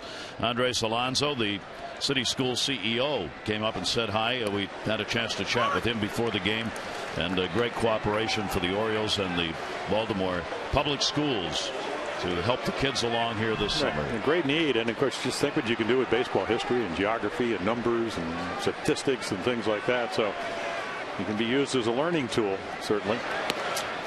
The Orioles in the bottom half of the 7th inning. Greg Zahn is 0 for 2, followed by Andino and Roberts. And we hope all the parents and kids out there will also take advantage of the great public library system that the city of Baltimore has. It's one of the best in the nation. 1-1 delivery on the way. That ball is popped up to shortstop. Green backing up. One of the first things I do in any city where I go to work is to go to the library and get a card. I think I'm up to about 6 now, and I use the library branch that's in Canton, which is the only original building of the public library system in Baltimore that's still being used. It's been there since day one for the public library. It's a beautiful old brick building up there, and great people work there. Kids are always in and out. A lot of programs with the schools. So public libraries in this country, one of those great institutions. Out to right field. That's an atom ball. It's about time to get on the bus and get on out of here, apparently, as there are 2 down here in the 7th inning. The Orioles will take that just fine right where it is, leading it by a score of 5-1. Even though we know, and they know, that you like to tack some runs on. That's 10 in a row that Beckett has retired since the Wigington home run. Bullpen action, Ramon Ramirez. Yeah, the hard-throwing acquisition from Kansas City. We saw him on Monday night. Brian Roberts, 2 down, nobody on. And Roberts will take it outside. Beckett trying to move into that 10-game winners. There are 4 10-game winners. He's the only one with 9. There are a few who are right now situated with 8 wins, tied with 8th. 1-0 delivery. Roberts will foul that one away. But the Orioles are trying to prevent him from getting there. Slowey, Greinke, Halladay, and Wakefield all have 10 wins, and Beckett's the only one who's got 9. Tim Wakefield having a tremendous season. Well, I talked to him. I said, how old are you? And he goes, I said 39. He said, no, I will be 43 in August. Never made an all-star team. He said, boy, would that be. I mean, it was just, I mean, this is a guy that he's one of the great stories to me. You know, started, had some great success, had to go back to the minor leagues, struggled, came back. The Red Sox, oh, we need a bullpen guy. Oh, you're in the bullpen. We need a starter. You're a starter. Need a 10-game winner. Yeah. And, you know, he's never complained. And, you know, Tim has been there for years and can give you the innings. He'll be pitching Friday as they go back home against Seattle. Terry Francona said today, we were talking about Wakefield before the game, and he said he's the most communicative guy I've ever dealt with. Says he all the time, I know exactly what's going on, how he feels, what he wants to do, when he wants to do it. Terry said he's always been one to communicate with you about what's going on. 1-2 delivery. Brian Roberts go down swinging. That's 5 Ks for Beckett. A 1-2-3 inning. The 3rd inning in a row that he has done that. The Orioles on top, 5-1.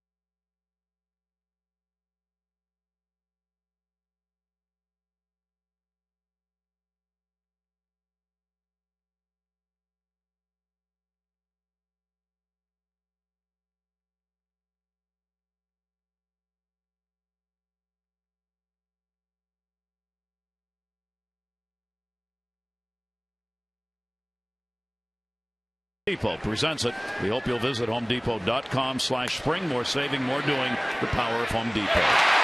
Oops. Kotsay is on. That'll be an error charged.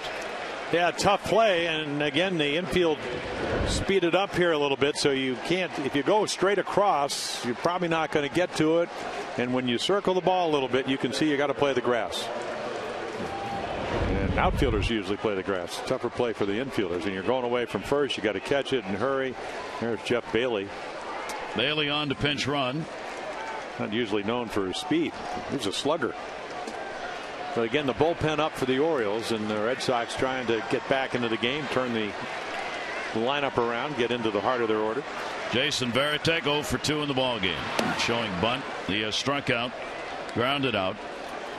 For Bergeson, coming into this inning, he had retired 12 of 13. A single in the 7th by Ortiz, the only hit during that frame. Beckett on the other side has retired 12 in a row. Now the Red Sox get the leadoff man on for the first time in the ball game. A rainmaker. Yeah. Somebody come and help. Wigginton. He's got it. Varitek retired, 1 down. Have you tried Oriole Park's Left Field Club Picnic Perch? If not, see what you're missing. It's an all-inclusive price that gets you the game ticket, access to the park's club level, all-you-can-eat hot dogs, nachos, garden-fresh salads, peanuts, popcorn, ice cream, and more. So gather up your friends and family. Check out the Left Field Club Picnic Perch, 888-848-BIRD or Orioles.com. And note, we did say salads. Fresh garden salads are also in there, so don't be afraid. Carnivores will not eat you up out there. That is taken inside for a ball. Green has flied out and popped out. 39,491 the announced attendance for the final game of this homestand. 1-0 delivery. That's a strike on the inside corner. Green still in an 0 for 16. Yeah, and he thought that ball was up, and it was.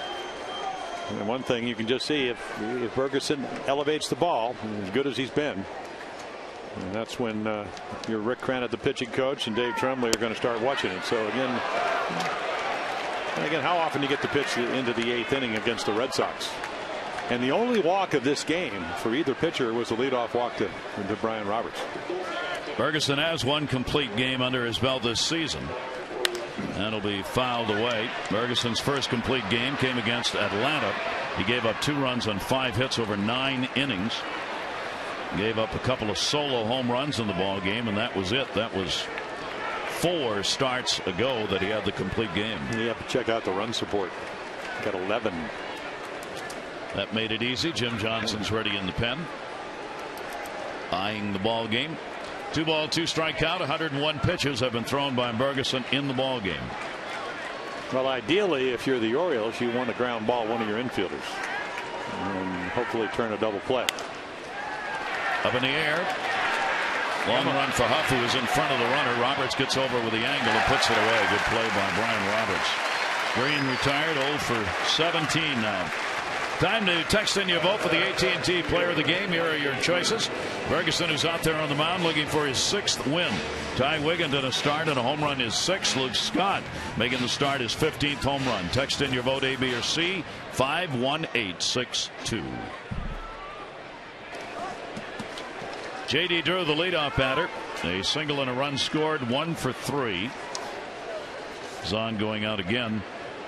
Top of the order for the Red Sox. The RBI came by Pedroia in the 3rd inning, bringing home Drew. PA an RBI single. Markakis a 2 RBI double. Scott and Wigginton with the solo home runs have accounted for the Oriole runs. Dave Trembley is on his way out. Yeah, and I don't know if he's sent. Jimmy Johnson certainly well rested, and I think Zahn just went out there to say, okay, we have a guy that's one of the more disciplined Red Sox, only Euclid with a higher on base percentage, and I think Zahn went out there to tell him that. So again, you got a 4-run lead, you are back into the heart of the order. I mean, how often do you get a 23-year-old pitcher having to get the Red Sox out for the 4th time? It's usually a matchup type of game at this time. But again, as good as he's been, just make your pitches. He's thrown as many as 112. That was in that complete game against Atlanta. And he's had 4 games where he's thrown over 100 pitches. This one he gets to left field. Nolan Reimold is there. J.D. Drew is retired. No runs, no hits, 1 error, 1 left on. Big hand for Ferguson as he heads off with a 5-1 lead.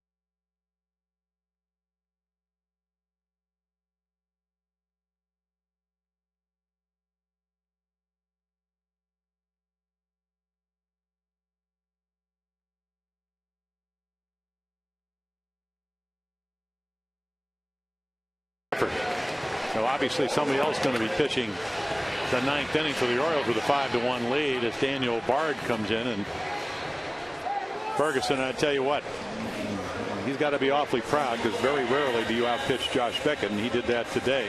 Bailey stays on at first base in place of Kotze, and here's Bard working against the Orioles for the first time ever. Yeah, their minor league pitcher of the year. He got called up on May 10th, and he had dominated. Throws about, I don't know, anywhere from 96 to 100, maybe a little bit over it. Big swooping curveball. 6'4" right-hander, born in Houston, lives in Orange Park, Florida. And there's that fastball that zooms in.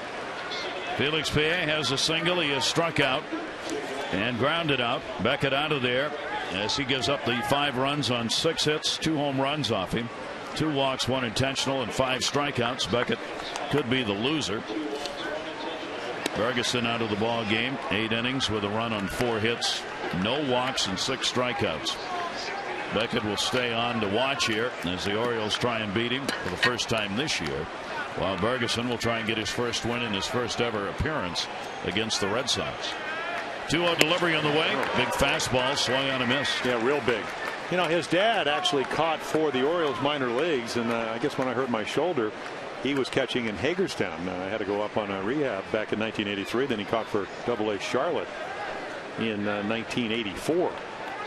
His dad's name Paul Bard. And look at that fastball, pretty firm. This is a bullpen now with the likes of Bard in it, but is a power bullpen. Papelbon, of course, who's the closer. Ramirez, who can bring it. They've got some strong arms out there. Yeah, Del Carmen, what, 95, 97 every once in a while. They are second now in bullpen ERA after last night. Goes down swinging. Yeah, doesn't he remind you a little bit? I don't know. Jim Kern going way back, and Kerry Wood is the guy that reminds me of. You know, both big, tall guys, both throwing, especially when Wood came up in the upper 90s, and then they have those curveballs that are very difficult to hit. He was commenting yesterday. He was talking to Tim Wakefield, and he said the great thing about being on this staff, Gary, is that they don't need me. That's how good they are. But he said, I'm happy to be here. And there's another curveball, and again, it's a big one, but very sharp breaker. They didn't need him. He wouldn't be here.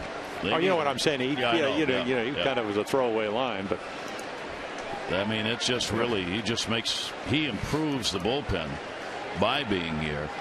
Well, that power arm he is. Nick Markakis will take the pitch up high. Nick, a big hit, a double in the third inning that drove in 2 runs. So Markakis has had a very fine homestand, and in this series 4 hits and 12 at bats. Now hitting an even .300. 1 ball, 1 strikeout. We're in the bottom half of the 8th inning. The Orioles on top by 4. Scoring came fairly early in the ball game, and then the pitchers took over. Both starters, Beckett and Ferguson, settling in, as Beckett retired 12 in a row before coming out of the ball game, and Ferguson has retired 15 out of the last 17 faced. Here's the 1-2 delivery. Markakis thought about it, stays away. 2-2. Yeah, and you could see Beckett's frustration, and I don't profess. I mean, I know him a little bit, but I don't profess to be on a best friend basis. But when you read and he struggles in games like this, or maybe the home plate, he will take total responsibility for it, which is what I really admire. Wasn't the umpire's fault.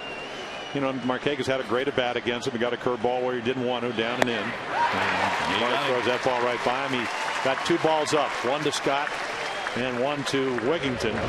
And then again, this is a real easy 97. You don't teach that.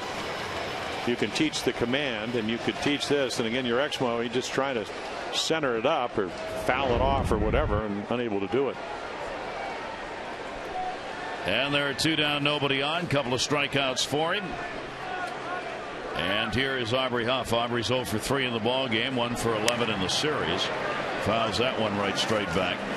So Bard with the 2 Ks here. Now he's got 19 strikeouts in 19 innings worked. This is the 17th game that he has appeared in since being recalled from AAA Pawtucket. 0-1 count. Huff will take the slider. It is in there for a strike. And whoever taught him down at the University of North Carolina, where he went for 3 years, did a nice job. I mean, again, you see kids that have great arms, but that they have the mechanics to throw it somewhere around the plate. And he certainly seems to have that ability. Here's the 0-2 delivery on the way, and nasty down and in. He strikes the side out. So Bard comes on here in the 8th, but we go to the 9th inning, and the Orioles 3 outs away from taking this series against Boston.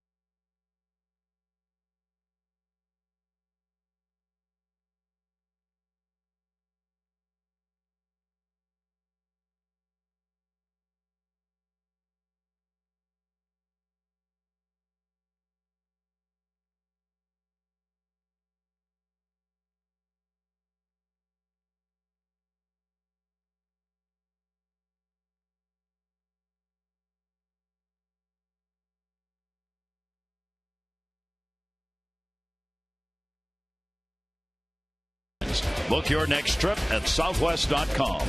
And by Wendy's. It's way better than fast food. It's Wendy's. Brad Ferguson looking to get the win. It will be his 6th against 2 losses if the Orioles hang on here in the 9th inning. And his 6th win at home, and he was just outstanding. Didn't walk anybody. In fact, Beckett only walked 1, and took advantage of a somewhat big strike zone. And what's wrong with that when you command the stuff like he did today? 107 pitches, actually making 103 pitches, 107 pitches for Beckett. And now he will watch Jim Johnson, who has been outstanding. It's not a close situation, so Jim will come on. Usually pitches the 7th and 8th innings for the Orioles. Dustin Pedroia, Youkilis, and Bay will be due up. Pedroia is taking all the way here to try and get on. Yeah, and the one thing is that Jim Johnson, the numbers probably they're better against lefties. 172, 11 for 64. Right-handed batters hit him at a 303 pace, and right here you're right back into the heart of the lineup. Outside to him, 2-0. Pedroia an RBI double, 2 for 3. Also has picked up a single in the ball game. The Orioles on top here, 5-1. We certainly want to send along our condolences to the family of Joe Codd, who passed away yesterday at the age of 93. He was an original member of the front office, worked in the ticket department since 1954. He retired in January of 2008. And the Orioles honored him with a moment of silence before the game today, and we send along our best wishes to the family of Joe Codd, a great member of the Orioles family. Oh, yeah. Terrific guy over all the years. Long time, and Pedroia gets what he wanted, a leadoff walk. Well, the Orioles, they're well aware after last night when they trailed 10-1 that anything can happen. And the Red Sox aren't going to go away. You know that. That's not their nature by any means. Leadoff man on, Kevin Youkilis, 0 for 3 in the ball game, 4 for 13 in the series with a home run. And they will hold Pedroia on, not because, I guess because he can steal, because you want to really keep the double play in order. And he gets the strike on him. What Jim Johnson does best is sink the ball. So again, I think you play and keep him from getting a big lead. He's stolen 14. He's not going to be running 4 runs down. And then with maybe one pitch, you can get 2 outs. Here's the 0-1 delivery to him. And he held up. They want to check it first. He did not go around.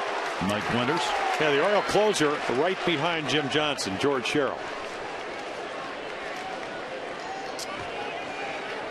Johnson is trying to regroup now and focus here with a 5-1 lead and throw strikes. Pedroia, the runner at first base. Here's the 1-1 delivery on the way. Youkilis will take it inside for a ball. And the count will go to 2-1. You know, and again, it's the 9th inning with a 4-run lead. It's just like pitching the 8th, except that it isn't the 8th. And I'm sure Greg Zahn's going out there and said, okay, what's going on? And it looks to me trouble finding that release point, and that can be real frustrating. And against these guys, I mean, I guess of course his stuff can be good enough. You just have to aim for the middle of the plate, and if you're trying to throw it for the corner and it's not going there, hope that there is George Sherrill.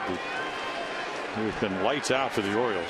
3 for 7. Youkilis against Johnson. That one to right field, hit deep, way back. Markakis looking. Goodbye. Home run. And now the Red Sox are right back in it. It is a 5-3 ball game as Kevin Youkilis gets his 2nd home run of this series. And he could have had 3 robbed by Jones in game 1. And you get the idea of how the ball is carrying. You couldn't tell against Ferguson. I mean, it's not a bad pitch. Outside third, there's your Expo. Watch him center this ball up. And again, loves to hit here. Dave Trembley right out. So the Red Sox back in business. And the one thing, you know, you home runs, that just happens. The base on balls. Didn't want to do that. Walked them, and it gives them an extra run. Johnson, no part of an inning. Charged with 2 runs and 1 hit. Ferguson waiting to see now if Sherrill can finish this off.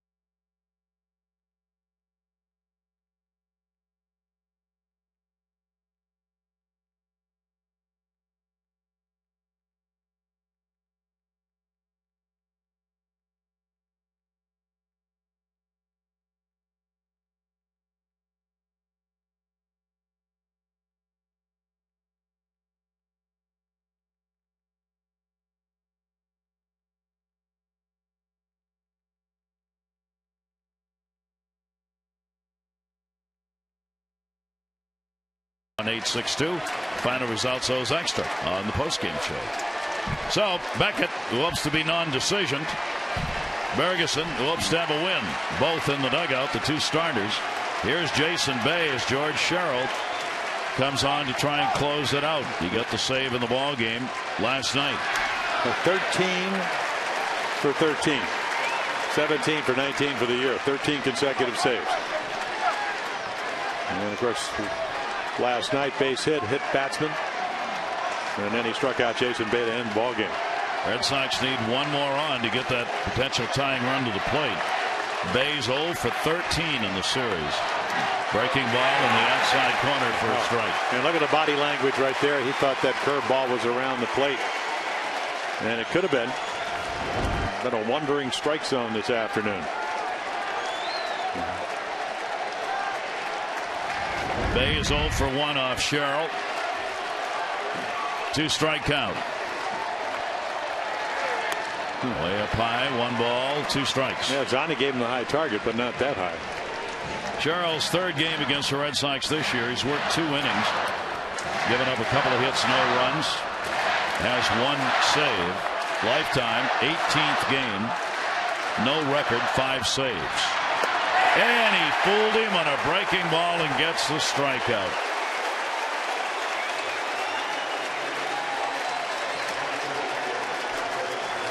Well, a lot of candidates for the All-Star team from the Orioles, and right here you're looking at one of them.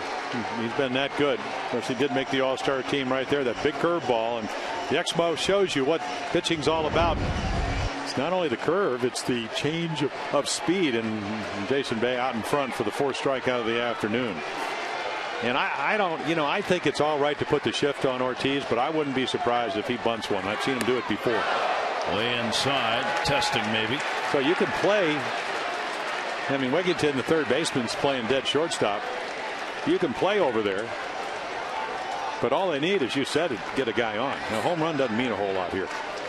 1-0 count, 1 down. Ortiz a single. 1 for 3 in the game. Yeah, he thinks that ball was outside. He's had a 6-game hit streak now.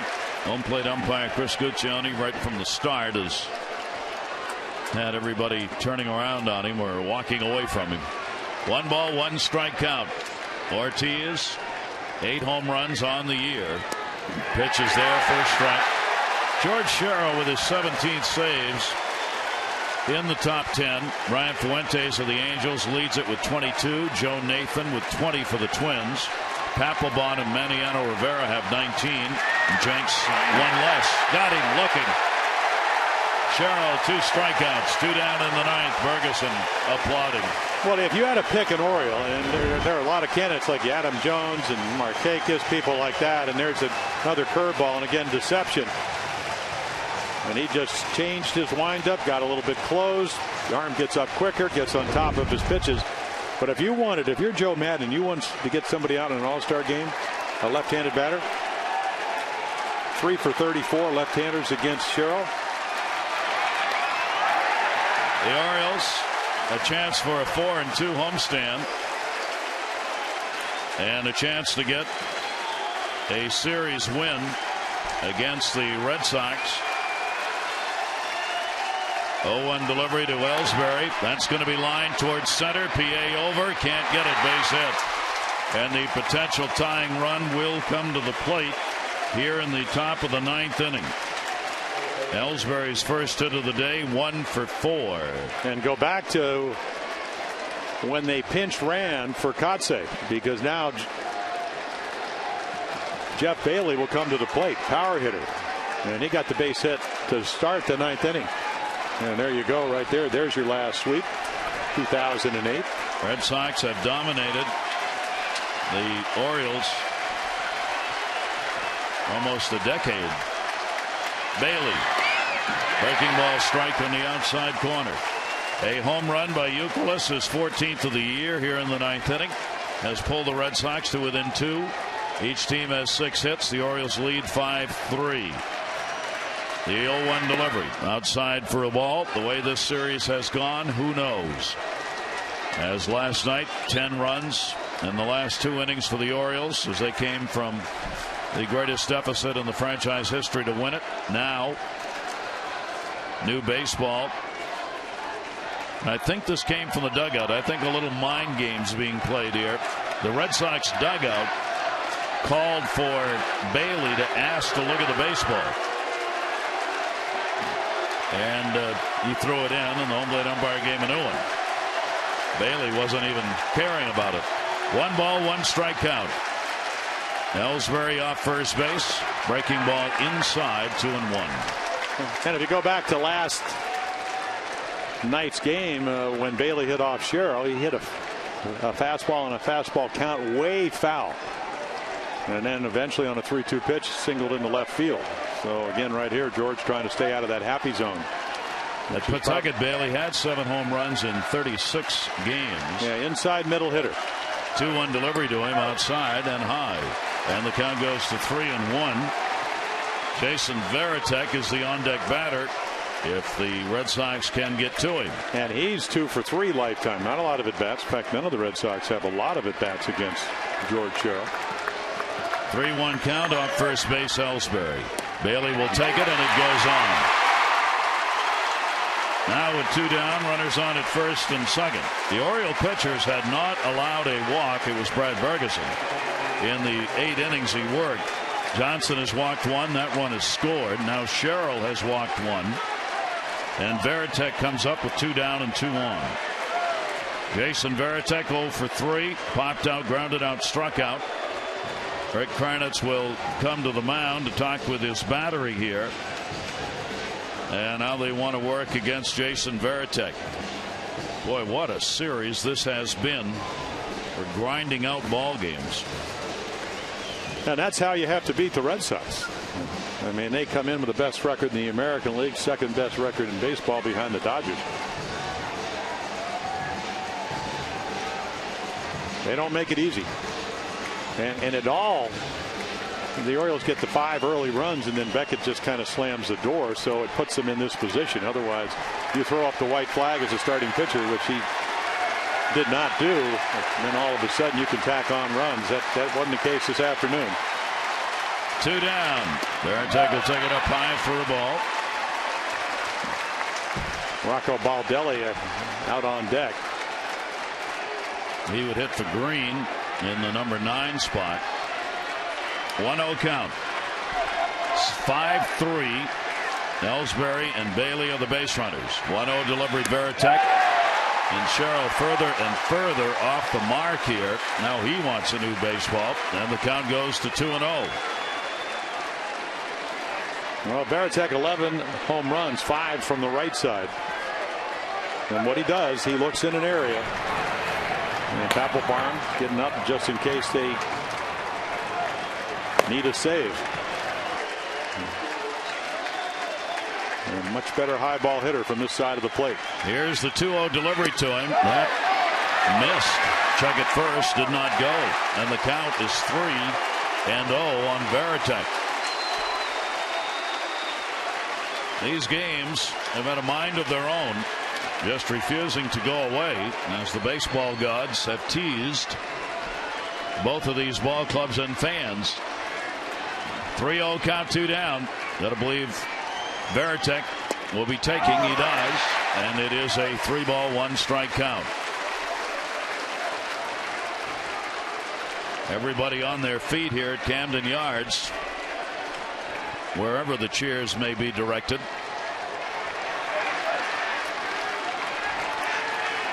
Runners off first and second, and the 3-1 delivery to Varitek.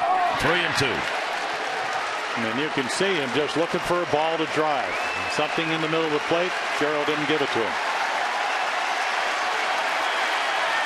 Orioles play the line. Wigington about a step and a half from the bag. I want to make sure a ball does not get between him and the line. And even Huff at first, making sure a ball doesn't get between him and the foul line. Here's the 3-2 delivery. Breaking ball. Did he go? Here's a question. They want to check it first. No. Mike Winters on the check swing says no. Walked him, and the bases are loaded for Baldelli. Take a look, and this is what Mike Winters is looking at. And Lugo will come in and run for Varitek, and that again we saw Ortiz strike called on him. Could have gone either way. That pitch certainly could have been called either way. Not a definitive swing. Awfully good breaking ball, 3-2. Very gutsy pitch. Didn't get the call as Baldelli would come to the plate. Baldelli has gone 1 for 5 in this series. Lugo's on at first base. So they get a guy that's hitting 150 points higher against lefties. Baldelli will take on Charles here, rather, with 2 down. And the delivery is taken for a strike. Baldelli 0 for 2 off George Sherrill. Bases loaded, 9th inning. The potential tying run is now on at second base. Ellsbury at third, Bailey at second, and Lugo on at first. Baldelli will take the pitch outside, and the count goes to 1-1.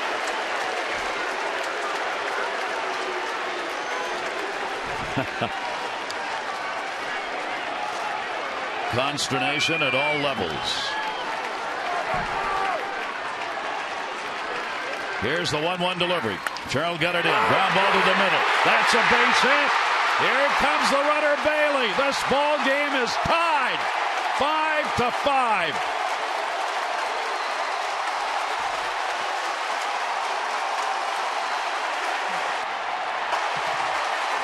Well, Baldelli 2 for 5 pinch hit and make it 3 for 6. And again, just a routine ground ball, and Dino can't knock it down.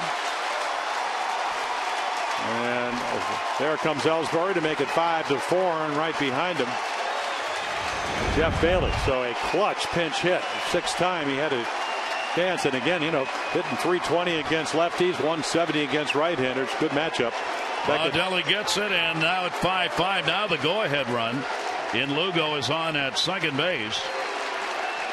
First and second, 2 away. And now you're back at the top of the order. J.D. Drew is single, 1 for 4.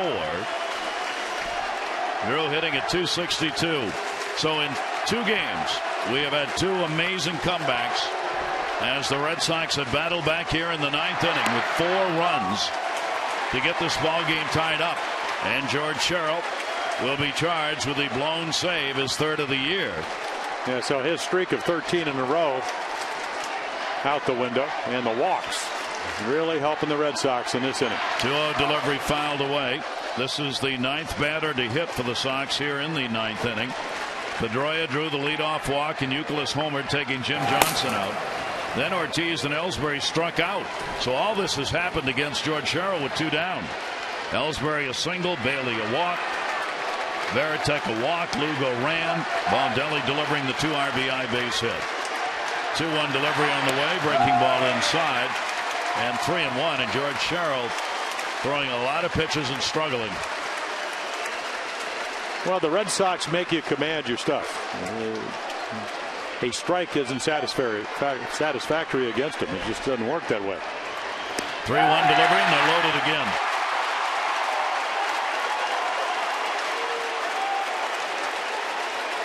No walks through 8 innings. 4 walks in the 9th inning. And George Sherrill, unable to get the job done, is going to be coming out of there in a tie game. Bases loaded, 2 down in the 9th. We're at 5-5. The Red Sox have scored 4 here in the top half of the 9th inning to tie it up.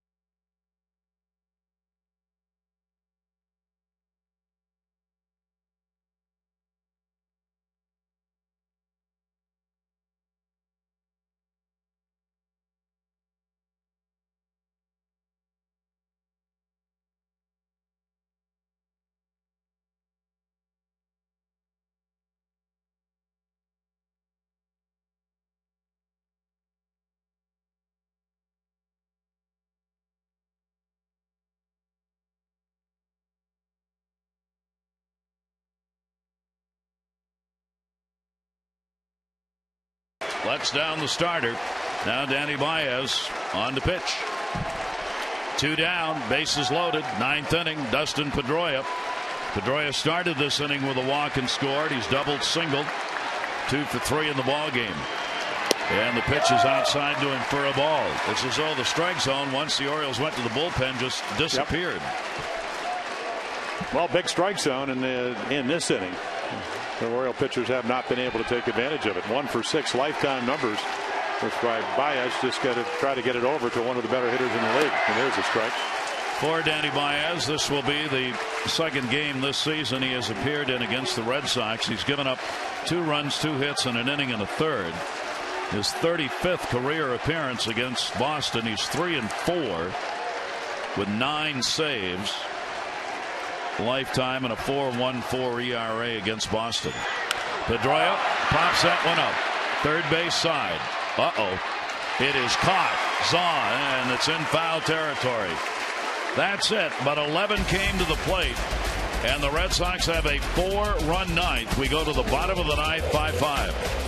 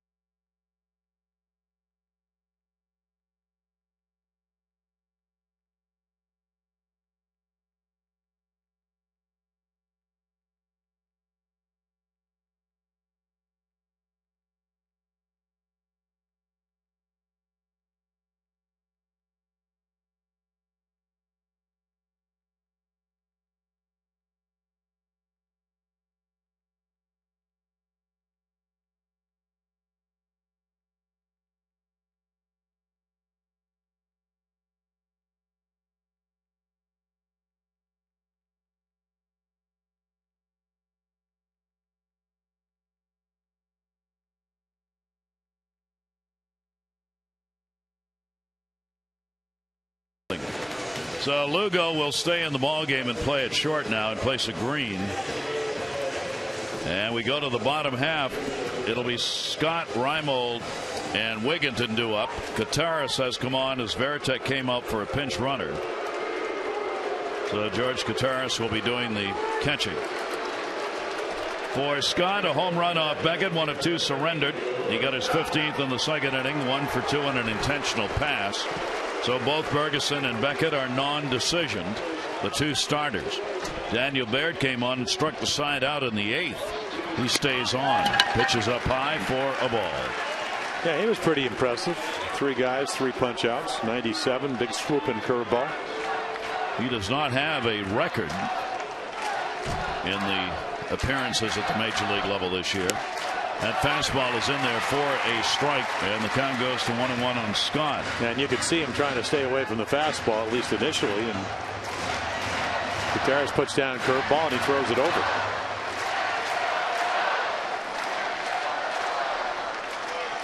Here's the 1-1 delivery. Luke Scott blasts it in the air and a pop up to second. And the shortstop will play it. Yeah, the taller shift guy. on, so Lugo got it, 1 away. The taller of the 2 infielders there. Not much of a battle there. Oh. Every time Pedroia and Brian Roberts get together, they go out. Brian goes, well, I got you. I'm looking down at you. Not by much. They stand next to each other and put a mark on the wall. Nolan Reimold. Here's a power pitcher against a fastball hitter. Reimold in the ball game is 0 for 3, 3 fly ball outs in this game. 0-1 delivery on the way. Strike on the outside corner. And it's an easy 95, 96, 97. Curveball comes out of the same arm slot. Probably looks like a fastball. And that's what the good ones do. 0-2 count on him. Brymo punches that one the other way down the line, and it is a foul ball. Red Sox have won only one game this year where they have trailed after 8 innings. They are 1-24. Those kind of wins for any team in Major League Baseball are extremely difficult to get. The Orioles had been 0 for 34 when trailing after 8, but in the last 2 weeks, counting in last night, they've now won 3 times in the past 12 games where they trailed after 8 innings. 0-2 count. Brymo will take the slider away, 1-2. Well, that's what's so amazing about the game of baseball. The Red Sox best bullpen give up 10 runs in the last 2 innings. The Orioles come in last 9 games, 1.32 ERA, 4-run lead, can't hold it. 4 runs off the bullpen so far in this game against the Orioles. Another slider, close, miss, 2-2. Those are awfully good breaking balls, and Nolan just says, I see them. Jim Johnson charged with 2 runs on 1 hit, no part of an inning. George Sherrill, 2 runs, 2 hits, 2/3 of an inning, 3 walks, 2 strikeouts. George Sherrill couldn't get it done, but right now Barnes getting it done on the other side. That's 4 strikeouts, and there are 2 down here in the bottom of the 9th inning. Yeah, 98. So it doesn't really matter if it has late life, if it moves, if it has deception. You got a lanky kid at 6'4", going to be well over 200 pounds, and so for a guy that said yesterday they don't really need me, they need him today, and he's been very, very good.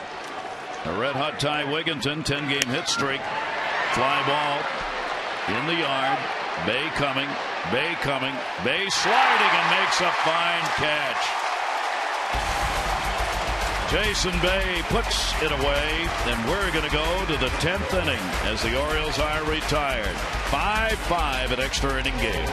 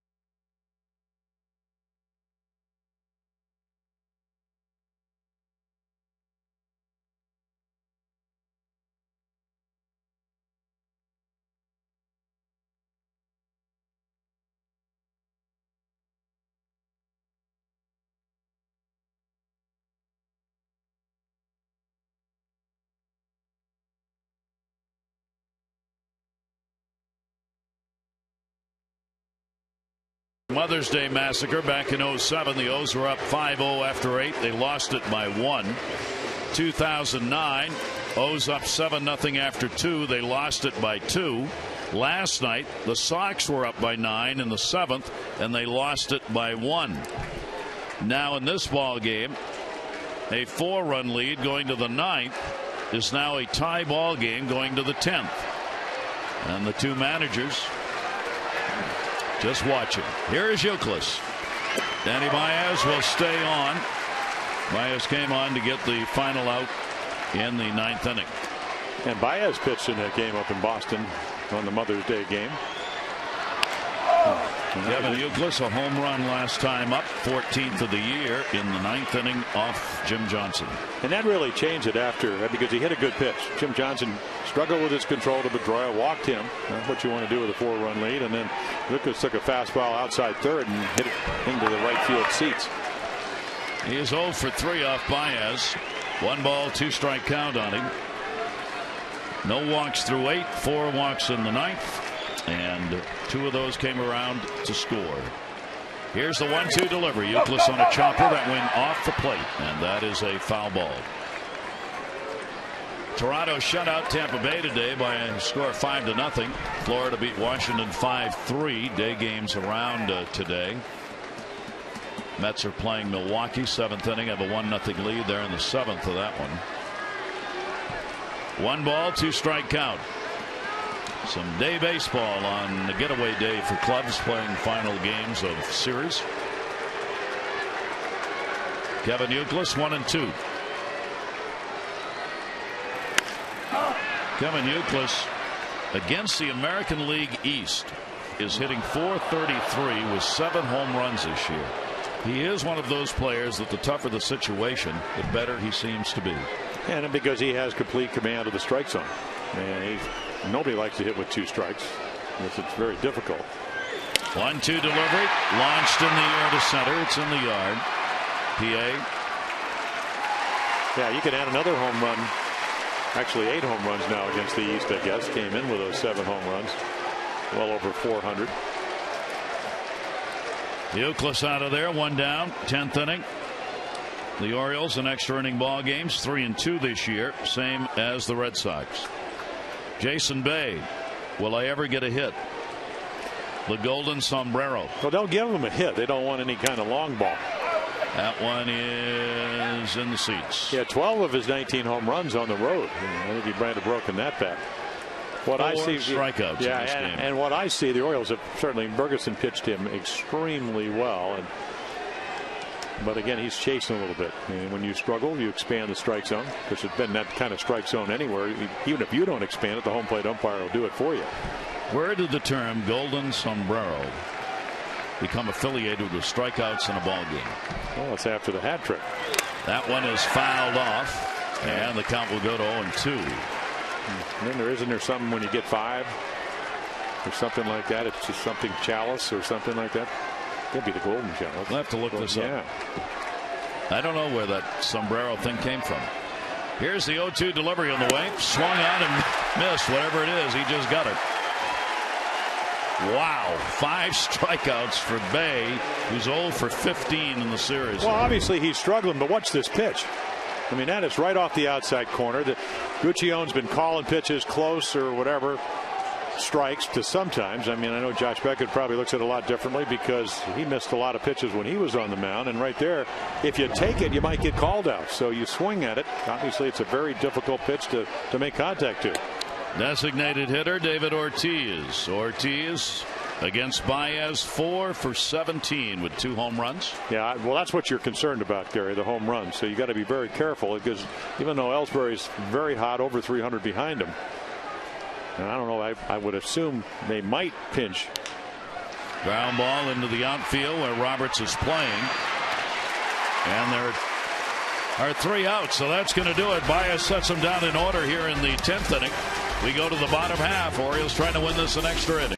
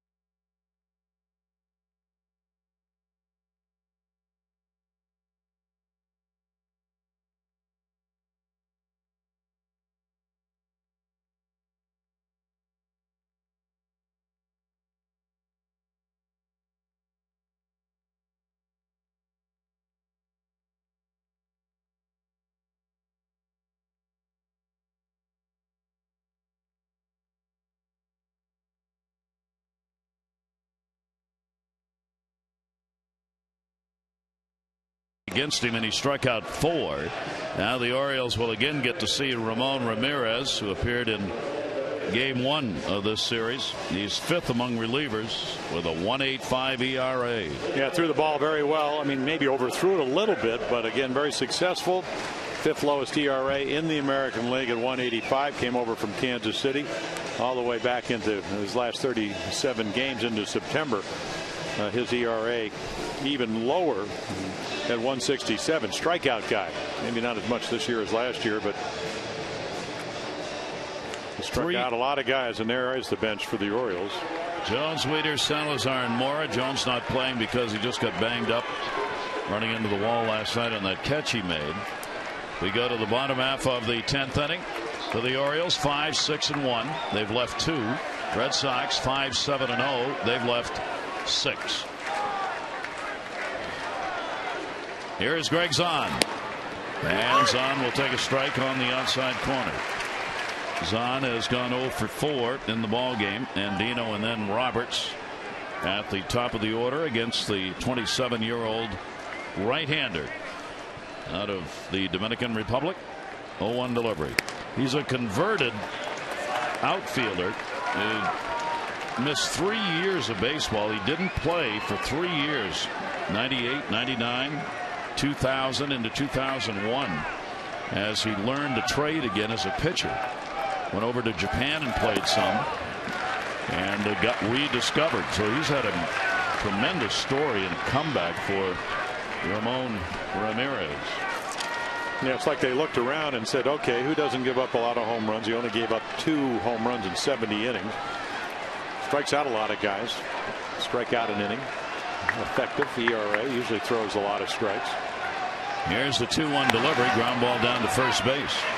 Bailey. And one away. Zahn retired. There's Manny Del Carmen in the bullpen.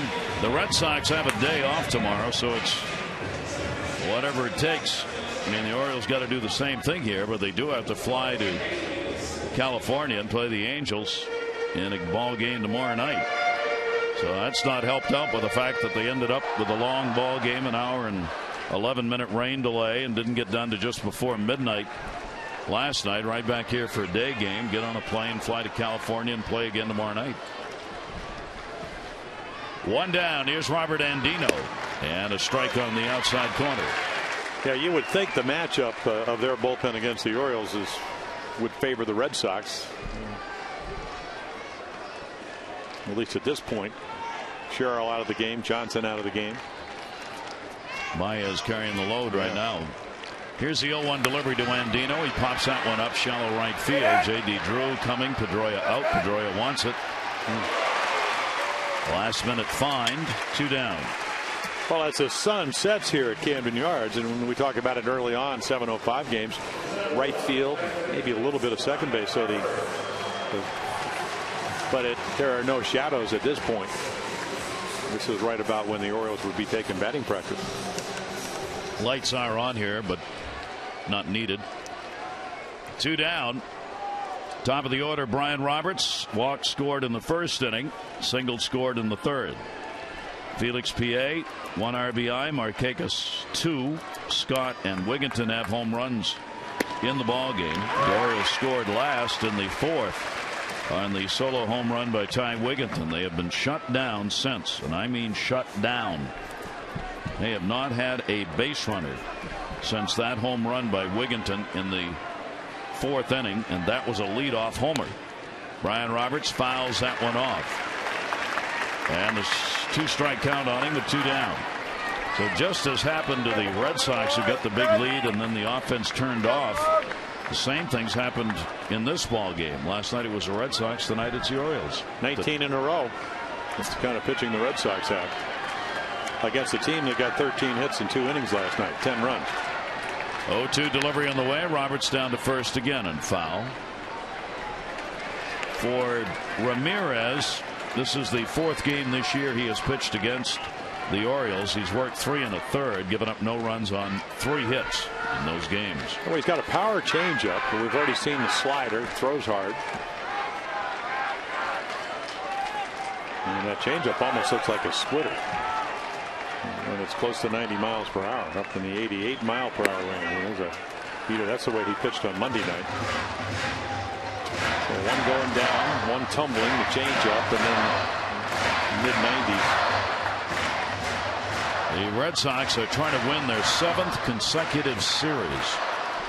If they can take this rubber game of the 3-game set. 1-2 delivery on the way. Roberts fouls it right straight back.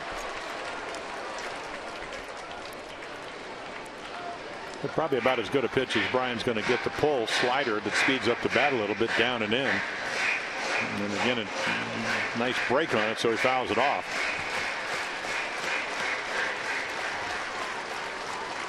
Orioles are looking for their 12th series win of the year. They are 11-10-4 in series.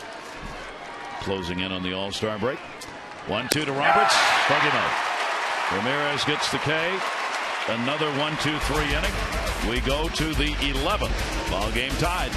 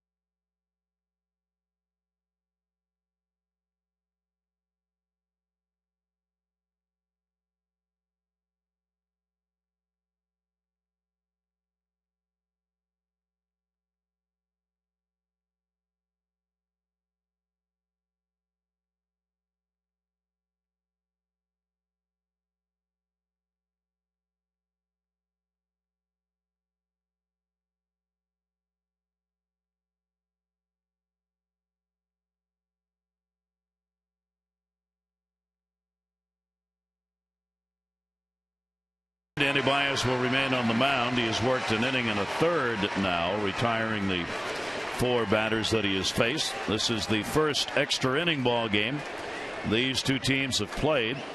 The Red Sox started this particular 3-game set shutting out the Orioles 4-0. Then the Orioles, with their greatest comeback in franchise history, winning 11-10 last night. The Red Sox getting 4 runs in the top of the 9th inning in this game to tie it. And we are in the 11th. Here is Jacoby Ellsbury leading it off. Ellsbury has singled. He scored in the 9th inning, 1 for 4. And that is a fair ball right off the line. The speedster on his way to second, an easy leadoff double. Yeah, even when he hits singles with 33 steals, it's like a double. And I'll tell you what, he is learning how to hit. Loves to hit here. Came in at 359. Not a bad pitch. Great approach, though. Got on top of it. And then just scorches it down the line. And going to be an easy double. Played nicely by Nolan Reimold, but no possible way. Now a big discussion as DeMarlo Hale, the third base coach, called Bailey to his side. So let's see if they try and sacrifice Ellsbury. Ellsbury always a threat to go with the great speed that he has. Well, it's an easy guy to bunt to third if you can get it down because of his speed. Bailey drew a walk and scored in the 9th inning. The only time he's had a plate appearance in the ball game. Baez delivers to him, doesn't show bunt, takes a strike on the inside corner. Bailey got called up and started in the ball game last night from AAA Pawtucket, the second time that he has joined the Red Sox. He does not have a sacrifice. Batting .219, 3 homers, 9 RBIs. 0-1 delivery to him again. No bunt. 0-2. You know, this may be the fact, and we talked about International League Player of the Year, doesn't sacrifice a lot. Let's see, you got to go back to 2005. He had one. So again, while it's easy to talk about major league players be able to bunt, maybe Terry Francona saying this is not guy's a bunter. Take a shot to right. 0-2 delivery on the way, and that's what he tried to do. Ellsbury is tagging. Markakis at an angle. Here he goes. Here's the throw. Not in time. So the Red Sox get what they wanted done, even on a fly ball there. One away. Well, speed, difficult to contend with. And right here is going to tag up. Markakis, strong throw, but a little bit offline. You can see that Wigington not even close. The Orioles infield has already moved in. Zahn talking to Baez with a potential go-ahead run on at third base and one out. Julio Lugo is going to get his first at bat. Lugo came on to pinch run for Jason Varitek. Lugo, one hit off Baez, a home run. 1 for 8. Infield drawn in. Ellsbury with tremendous speed at third. Baez and the delivery. Lugo takes it inside just in case there might have been a bunt. Or a squeeze, right.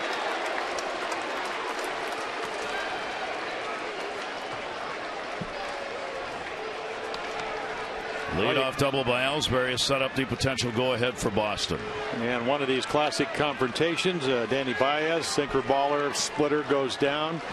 And what Lugo is trying to do is get a ball in the air, or with the infield in, hit it sharply enough to get it by the Oriole infield.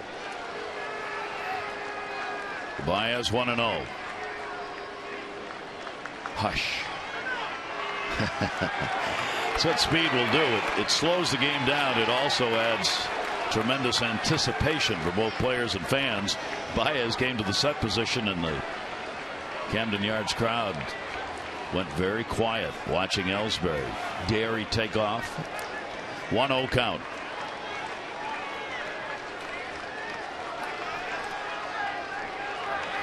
Delivery to Lugo. Ground ball, runner coming. Base hit, RBI. And the Red Sox have a 6-5 lead. Their first lead since the first inning.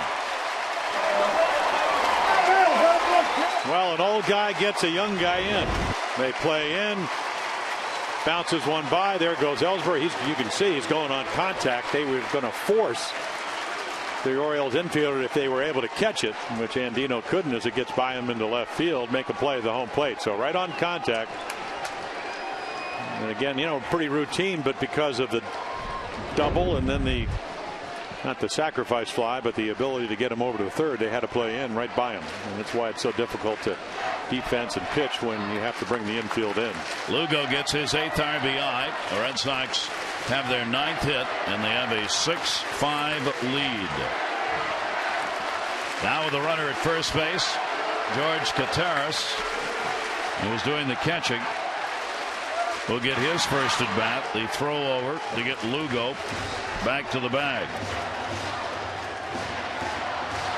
And Kateris, who came in last night, a lot of people saying, well, everything changed when Varitek left the game with a 10-1 lead.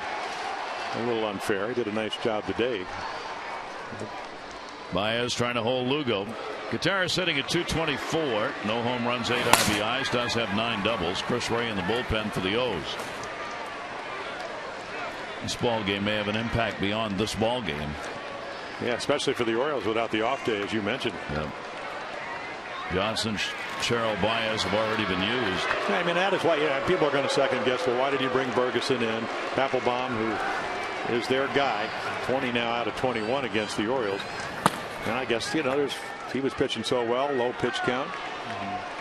But I'm sure Dave Trembley will say, hey, Jimmy Johnson's been pitching so well. Line to center field. PA started in, backs up, makes the catch, runner back, Lugo to first. So you bring in Johnson, and then if he struggles, which he did, when he faced 2 batters, then you bring in your closer. But it just didn't work. The 4 walks did the Orioles in, which the game's certainly not over. You need to get J.D. Drew out and then get your bats and try to hit against Papelbon. See if he can blow a save back-to-back day and night.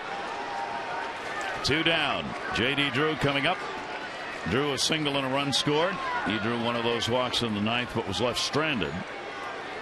He's picked up 1 hit and 4 at bats in the series, in this game rather. He's had 4 hits, 9 at bats, and a home run in the series. 11th inning. Red Sox have the go-ahead run. Ellsbury with a double to start it out, driven in by Lugo with an RBI single. Now Baez trying to get it over with here. The Orioles have the middle of their lineup due up in the bottom half of the 11th. J.D. Drew takes it, and that is down low for a ball, 1-1. On the season series now, the Red Sox have scored 50 runs against the Orioles in 6 games.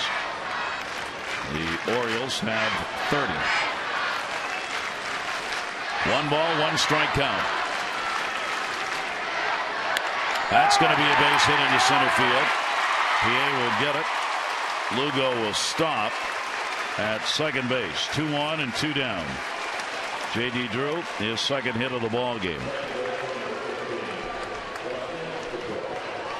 Well, such a tough out because he hits it where it's pitched, and you got a numbers game if you're Dave Trembley. You know Baez has not pitched back-to-back games, so maybe you give him one more shot, hoping you can get Pedroia out, and that's never easy. Now Pedroia, with the Red Sox up 1 and 2 down. Pedroia stands in. He came up with the bases loaded and popped out in the 9th inning when the Red Sox had 4 runs to tie the ball game up. Takes a strike on the outside corner. He's had a single, a double, RBI, and a run scored in the game. And as we mentioned, he came in leading the American League with batting average with runners in scoring position. And I love it when you're down on the bench and the Orioles are talking about it. He can hit just about anything. He can flare it into right. He can drive it to left. We've already seen that. That scored the first run. That double down the line after the Drew single. He's .393 with runners in scoring position and 2 outs, which is even higher than his overall number of .384, which is number 1 as he moved ahead of Kevin Youkilis as a result of last night in that department. 0-1 delivery. Slider will miss away and down low. 1 ball, 1 strike. Well, the battle on here, and fire from over. The way these games have gone. Pedroia against Baez, the 1 for 6. And base runners out there with a Lugo single and a Drew single.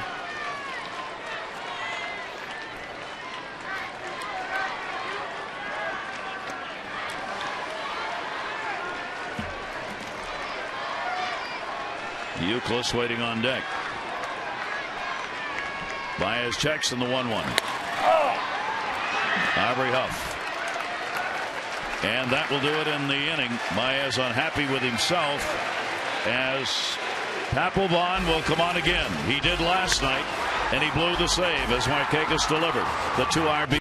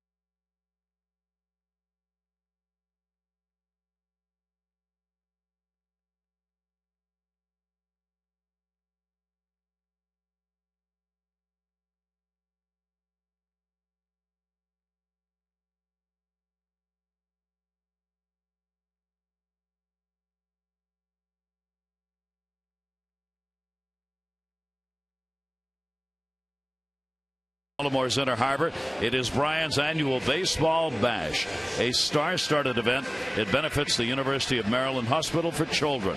Brian and several of the teammates will be there to sign autographs, talk with fans, and raise money for patients and their families. To order tickets, show your support, call 410-328-6064, or you can go to ummsfoundation.org. Papelbon came out of the bullpen and had a broken shoelace, and over there getting a new one put in.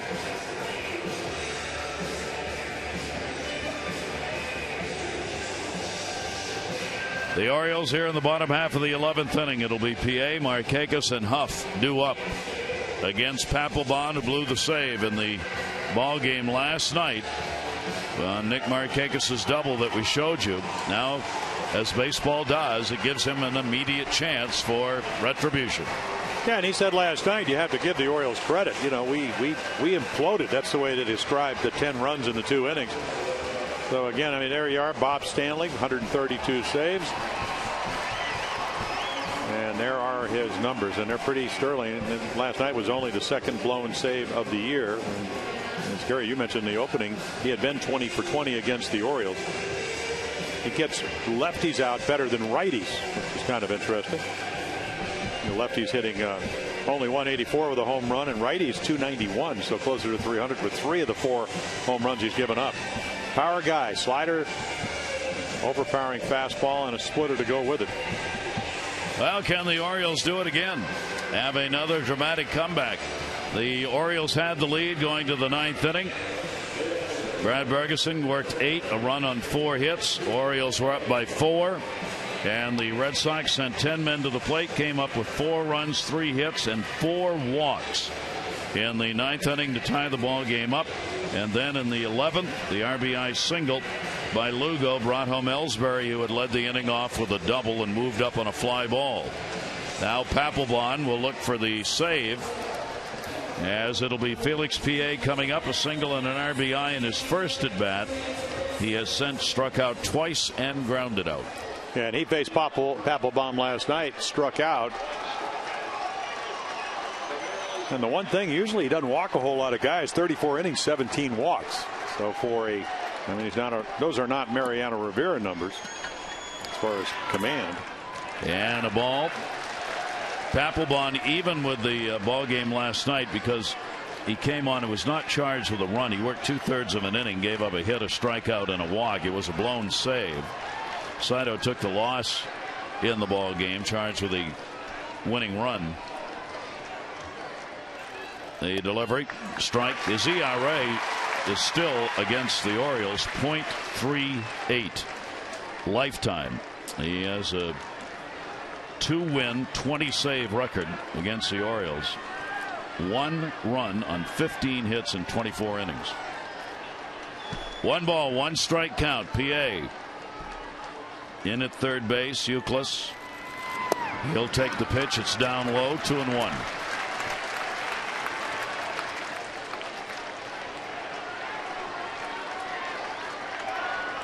Nothing about these 2 games has been simple.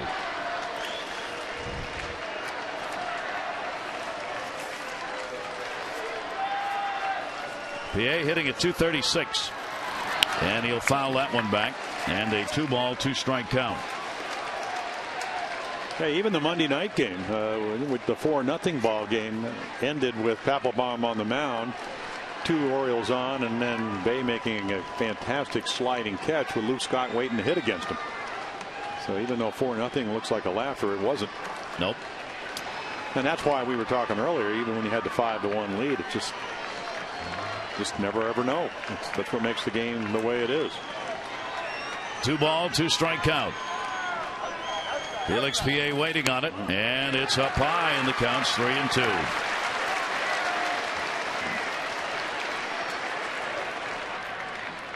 "21 in a row have been retired by Red Sox pitchers since the home run by Wigginton leading off the 4th inning. Orioles have not had a base runner since. 3-2 count. Papelbon got it in there.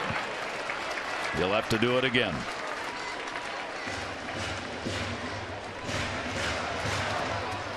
Papelbon going after his 20th save in this ball game.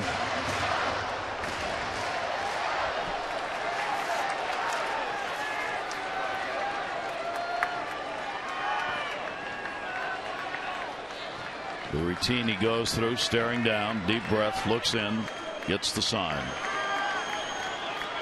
3-2 delivery again. PA again fights it off. And put in some nice swings, but again at 94 with some late life and movement, not easy to center.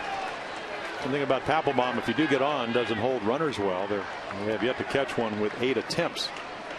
And PA doesn't steal a lot of bases, but does have good speed. Dave Trembley had a great line before the game today, talking about PA, who had the 2 hits and helped contribute to the win last night. He said, coming into the ball game, he wasn't exactly on my Christmas list. Here's the 3-2 delivery. PA pops that one up. Third base. Euclid. 1 down in the 11th.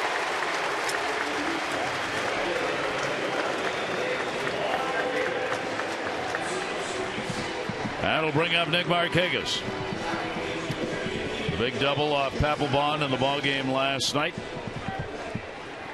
as the Orioles would use those RBIs to tie and win the game, coming in the bottom half of the 8th inning. The only hit he's ever had off Papelbon, 1 for 8. Markakis a double, 2 RBIs in this game, 1 for 4. Nick now at 299, and the pitch is down low for a ball. And if you're Jonathan Papelbon, you're going, okay, he was 0 for 7, hit the double. I struck him out 4 times. I need to stay in an area of the plate where he's not going to be able to drive the ball. Last night he got one up. Markakis took advantage of it, right between the left fielder and center fielder, up the gap in left center field. And you know, the numbers for Nick with nobody on, and I think he's just trying to drive the ball. I mean, a home run would obviously be nice, but he's not thinking that. He's just thinking contact, hit it hard somewhere. 1-0 delivery on the way. Markakis into the screen. 1 ball, 1 strike count. The Red Sox have been outstanding on the road all year. Their record is 22-20. They have won 11 of the last 15 road games that they have played. This trip right now they are 5-3. Terry Francona's club heading home for the day off, and then the series against Seattle. Orioles 24-19 here at home now, more than halfway through their home schedule. 1 ball, 1 strike count. Markakis again, a foul ball, and it's now 1-2.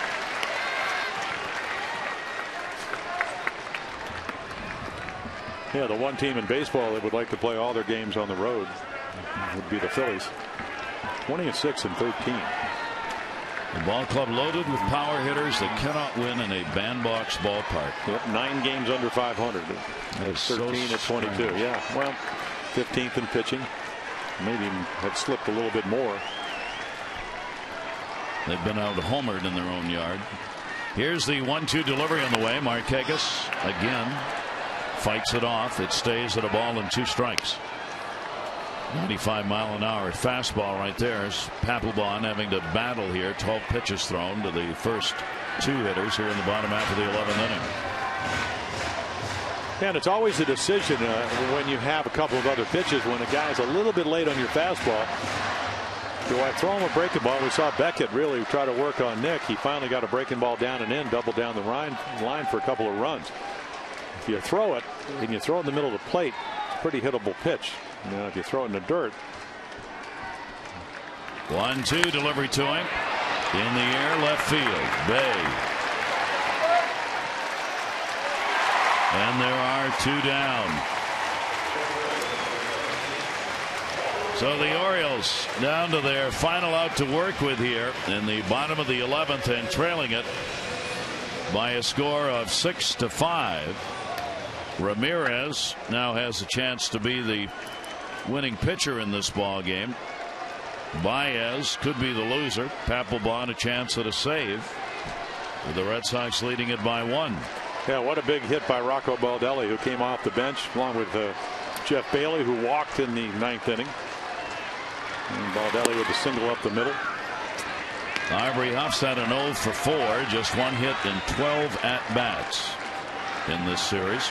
2 for 7 off Papelbon in his career.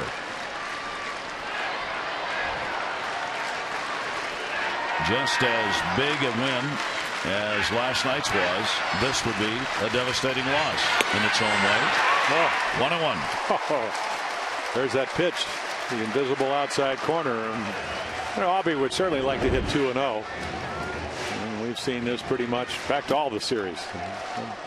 The ball probably 3, 4 inches, 5 inches off the outside corner. Yep, there it is. It's a wonderful world. You can get it.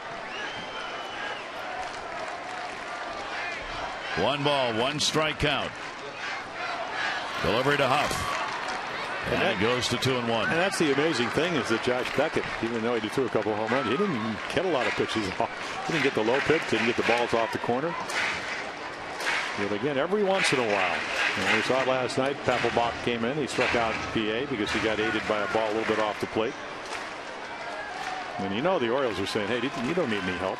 You're real good without that expanded strike zone. And he is.